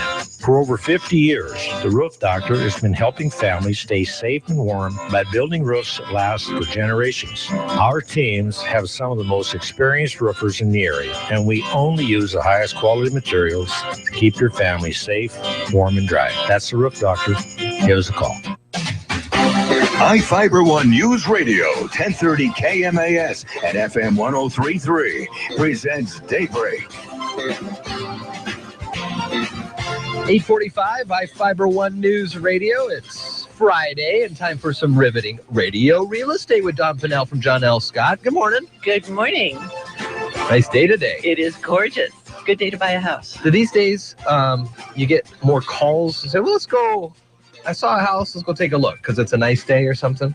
I spent all day yesterday doing that exact thing. Folks came in and said, it's a good day. Let's go out and take a look at some houses. So, which is great. That's one of my favorite things to do is I bet you love it. I know how personal. personable you are, Yeah. Don, and how I just can imagine getting in the car and going looking at 3, 4, 5 houses with you. How much fun in betwixt, even the travel time. Yeah. Just tell stories and talk about the area. Yeah, it made me kind of sad yesterday that people wanted to take their own car. And I thought, well, darn. I'll drive. It's cool. I said that. I said, no, we want to drive. Oh, okay. Right. So Don Pinnell works with John L. Scott Real Estate here in Shelton, downtown Shelton. And we talk every other week. And we've been talking as if we were the sellers and how we can approach you with some of your ethical standards that you need to maintain as part of being a realtor. And we're going to flip the script and we're going to pretend that we're buyers now, which is exciting in this time. And what's the process like? Well, there's more to it than you would think, just like there was with the seller. So what I thought I would do, I just came this morning before I came over here from a signing. So, which was always good. Yeah. And so I wanted to talk a little bit about this buyer because this particular buyer did everything right. So we're going to use this buyer as kind of our model of how you do this process. Great. So the buyer called me, probably about a month or so ago, and asked me what they needed to do to start this process. They were interested in buying a house in this area. So we talked a little bit about what they were looking for and, maybe why they were thinking about moving, those kinds of things, just sort of general conversation. And they said, well, what's the first thing to do? And so I said, well, the very first thing is to go find a lender. Yeah. Because unless they have cash, they're going to need to go through a lender, and it's always better to get that process done ahead of time so that you know how much house you can afford. Sure. The worst thing for me is to have somebody come and look at a house and absolutely fall in love with it and then find out they can't afford it. That's how it is on those house hunter shows. If you ever watch it, they always go to a house that's like 10 times what their budget is. Right. And they go, this house is exactly what well, this house costs $1.3 million. Yeah. Well, I've got $150,000. Yeah. Well, you should have told me that before. Should have told me that before. How long was the lender process? I know it's probably individual, but what's an average how long the lender process You can takes? get a pre-approval, a pre-qualification sort of generalized letter in a half hour. Oh, really? Okay. And so that at least gives you a guideline. And so what they do is they take a look at your income and your credit score. Another one of those we hear all the time about how important your credit score is. This is another reason for taking care of that. And then they kind of give you a guideline of, okay, you can afford up to this amount of money. So that is the absolute very first thing that you should do. So, and most lenders will give you a letter that you would then bring to your realtor, and that letter is attached to any offer that you make so that the seller knows that you can afford this house. And generally they try to tailor that to whatever you're offering to the house. You don't necessarily want the lenders or the seller to know your top limit of what you can afford. Sure. All they need to know is that you can afford what you're offering for their house. So, and I usually tell people to start with wherever they happen to bank. That's usually because those people know them and those kinds of things. Sometimes you can find, you can shop around a little bit. If you absolutely are stuck with who to talk to, I can certainly recommend a couple of lenders that I've worked with that I know are good and I know are reliable and I know will get things done. And there have been times, to be honest with you, that folks have gone to talk to a lender and they find out, lo and behold, their credit score is down the tubes and they just are not in a position to buy a house at this time. And so if that happens, I've had lenders say, well, okay, at this time you're not qualified, but here's what you need to do to get qualified. So they will work with those folks to build up their credit scores, to save some money for a down payment, those kinds of things. So in this situation, the lender is your next best friend next to your realtor. So that's, and I brought along a sort of a list of what to expect to hear from, to be asked for when you go talk to a lender. So I thought that might be kind of interesting to go through. First thing is your most recent pay stubs. They usually go back about 30 days if you can. So bring those with you. W-2 forms for the last 2 years.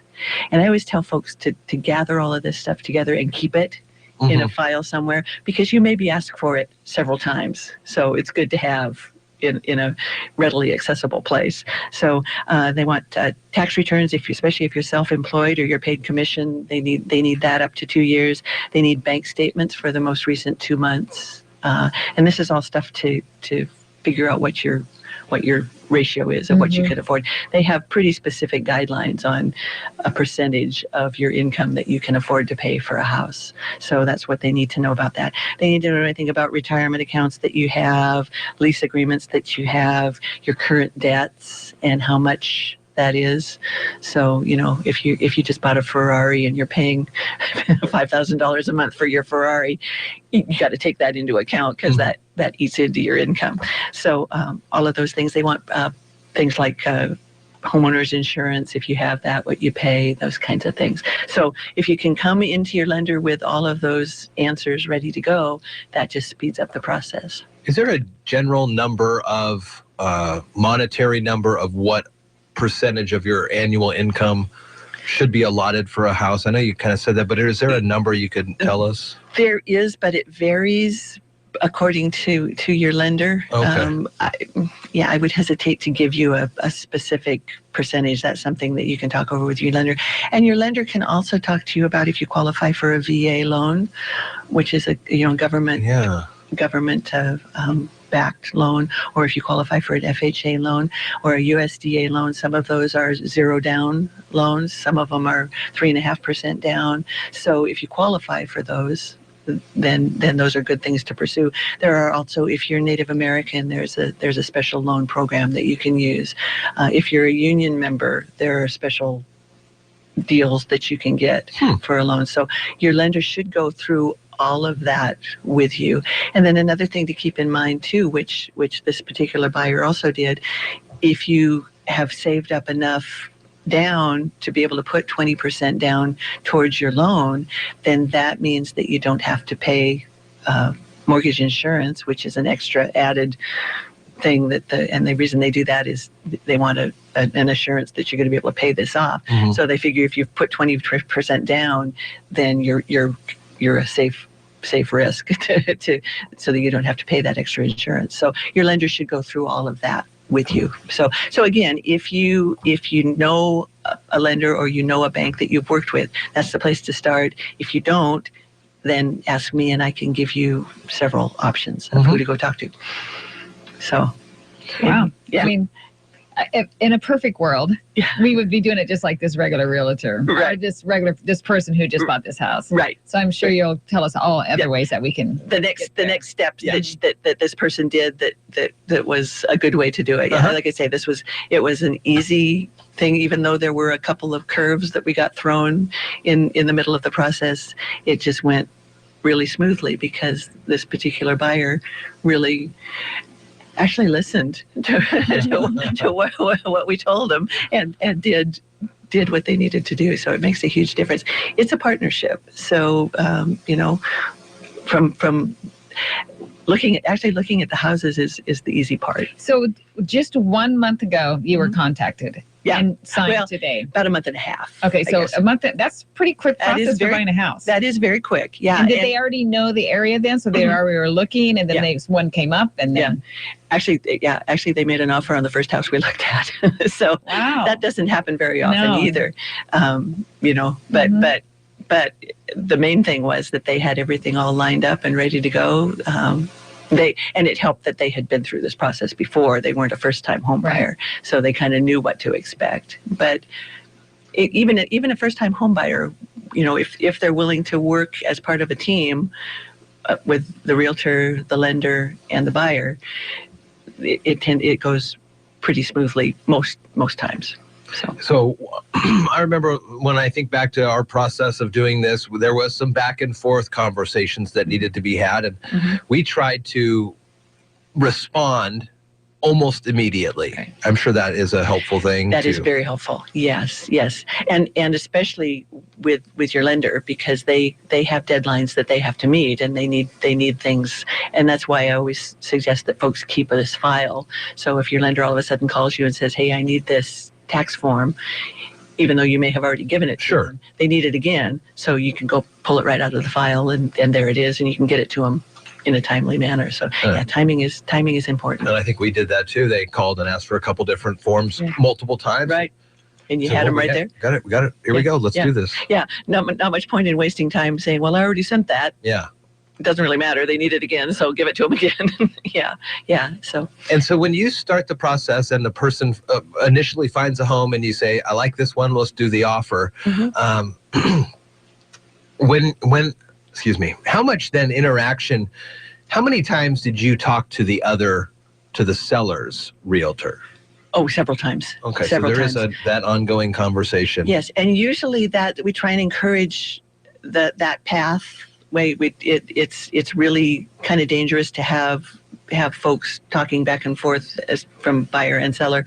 That's why you have the realtor preferably on both sides, because then we can kind of filter that conversation and explain and do all of those kinds of things. So yeah, it's really important, I think, for buyers and sellers to have, and I think it's important for them to have their own separate agents, because then the person who listed the house is representing just that seller, and then the person who is buying the house has their own agent to represent their interests. So that's important. So signed. So that means there's one less house. We're almost running out of time. So there's one less house on the market this morning. But how is the market around here? It is. We're still short of inventory. Okay. Yes, we still need houses to sell. So going back to our previous conversation, if you're one who's interested in selling, this is a great time to list. Yeah. Yeah, because there aren't that many available. And with a month and a half on that last one that you're talking about, that's pretty good stuff. Yeah, that's really quick. Yeah, it went quick. Don Pinnell with John L. Scott. How can we get in contact with you? You can call me at 490-4493 or stop by my office on the corner of 3rd and Railroad, right across from the post office, behind the clock tower. And if I'm not there, they know how to get a hold of me, and I would love to sit down and talk with you. We'll come back in 2 weeks and talk more about the buying process. We will. We'll post this video, link it through to your Facebook page as well. Awesome. So people can see that, and we do appreciate the time you spend with us here. Great. 8:57 at iFIBER ONE News Radio. We'll take a quick break. When we come back, get ready to wrap things up here. Remind you on Mariners Monday Trivia Contest how to win this Monday on Daybreak.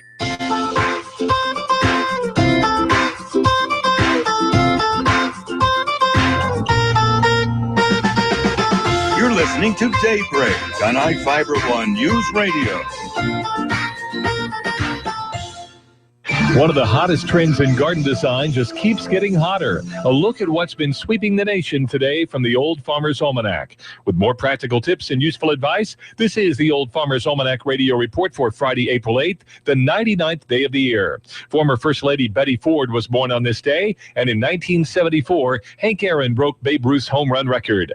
Over the past few decades, nothing has seen more explosive growth in garden design than ornamental grasses. In the 1980s, landscape architects began showing them in public gardens in the Washington, D.C. area, and the look caught on like, wildfire. With their soft, feathery look to the way they move in the breeze, few plants can add more visual interest. Most grasses are drought-resistant and free of insects and disease. If you're thinking of adding ornamental grass to your garden design, spring is the ideal time for planting and transplanting. That is the Old Farmer's Almanac radio report. Find more seasonal gardening advice online at almanac.com. iFIBER ONE News Radio, 1030 KMAS and FM 103.3 presents Daybreak.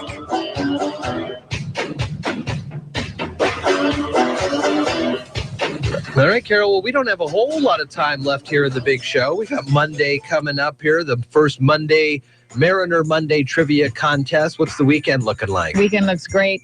Mid-60s, sort of cloudy Mostly sunny. Well, have a great weekend. Enjoy the Mariners tonight.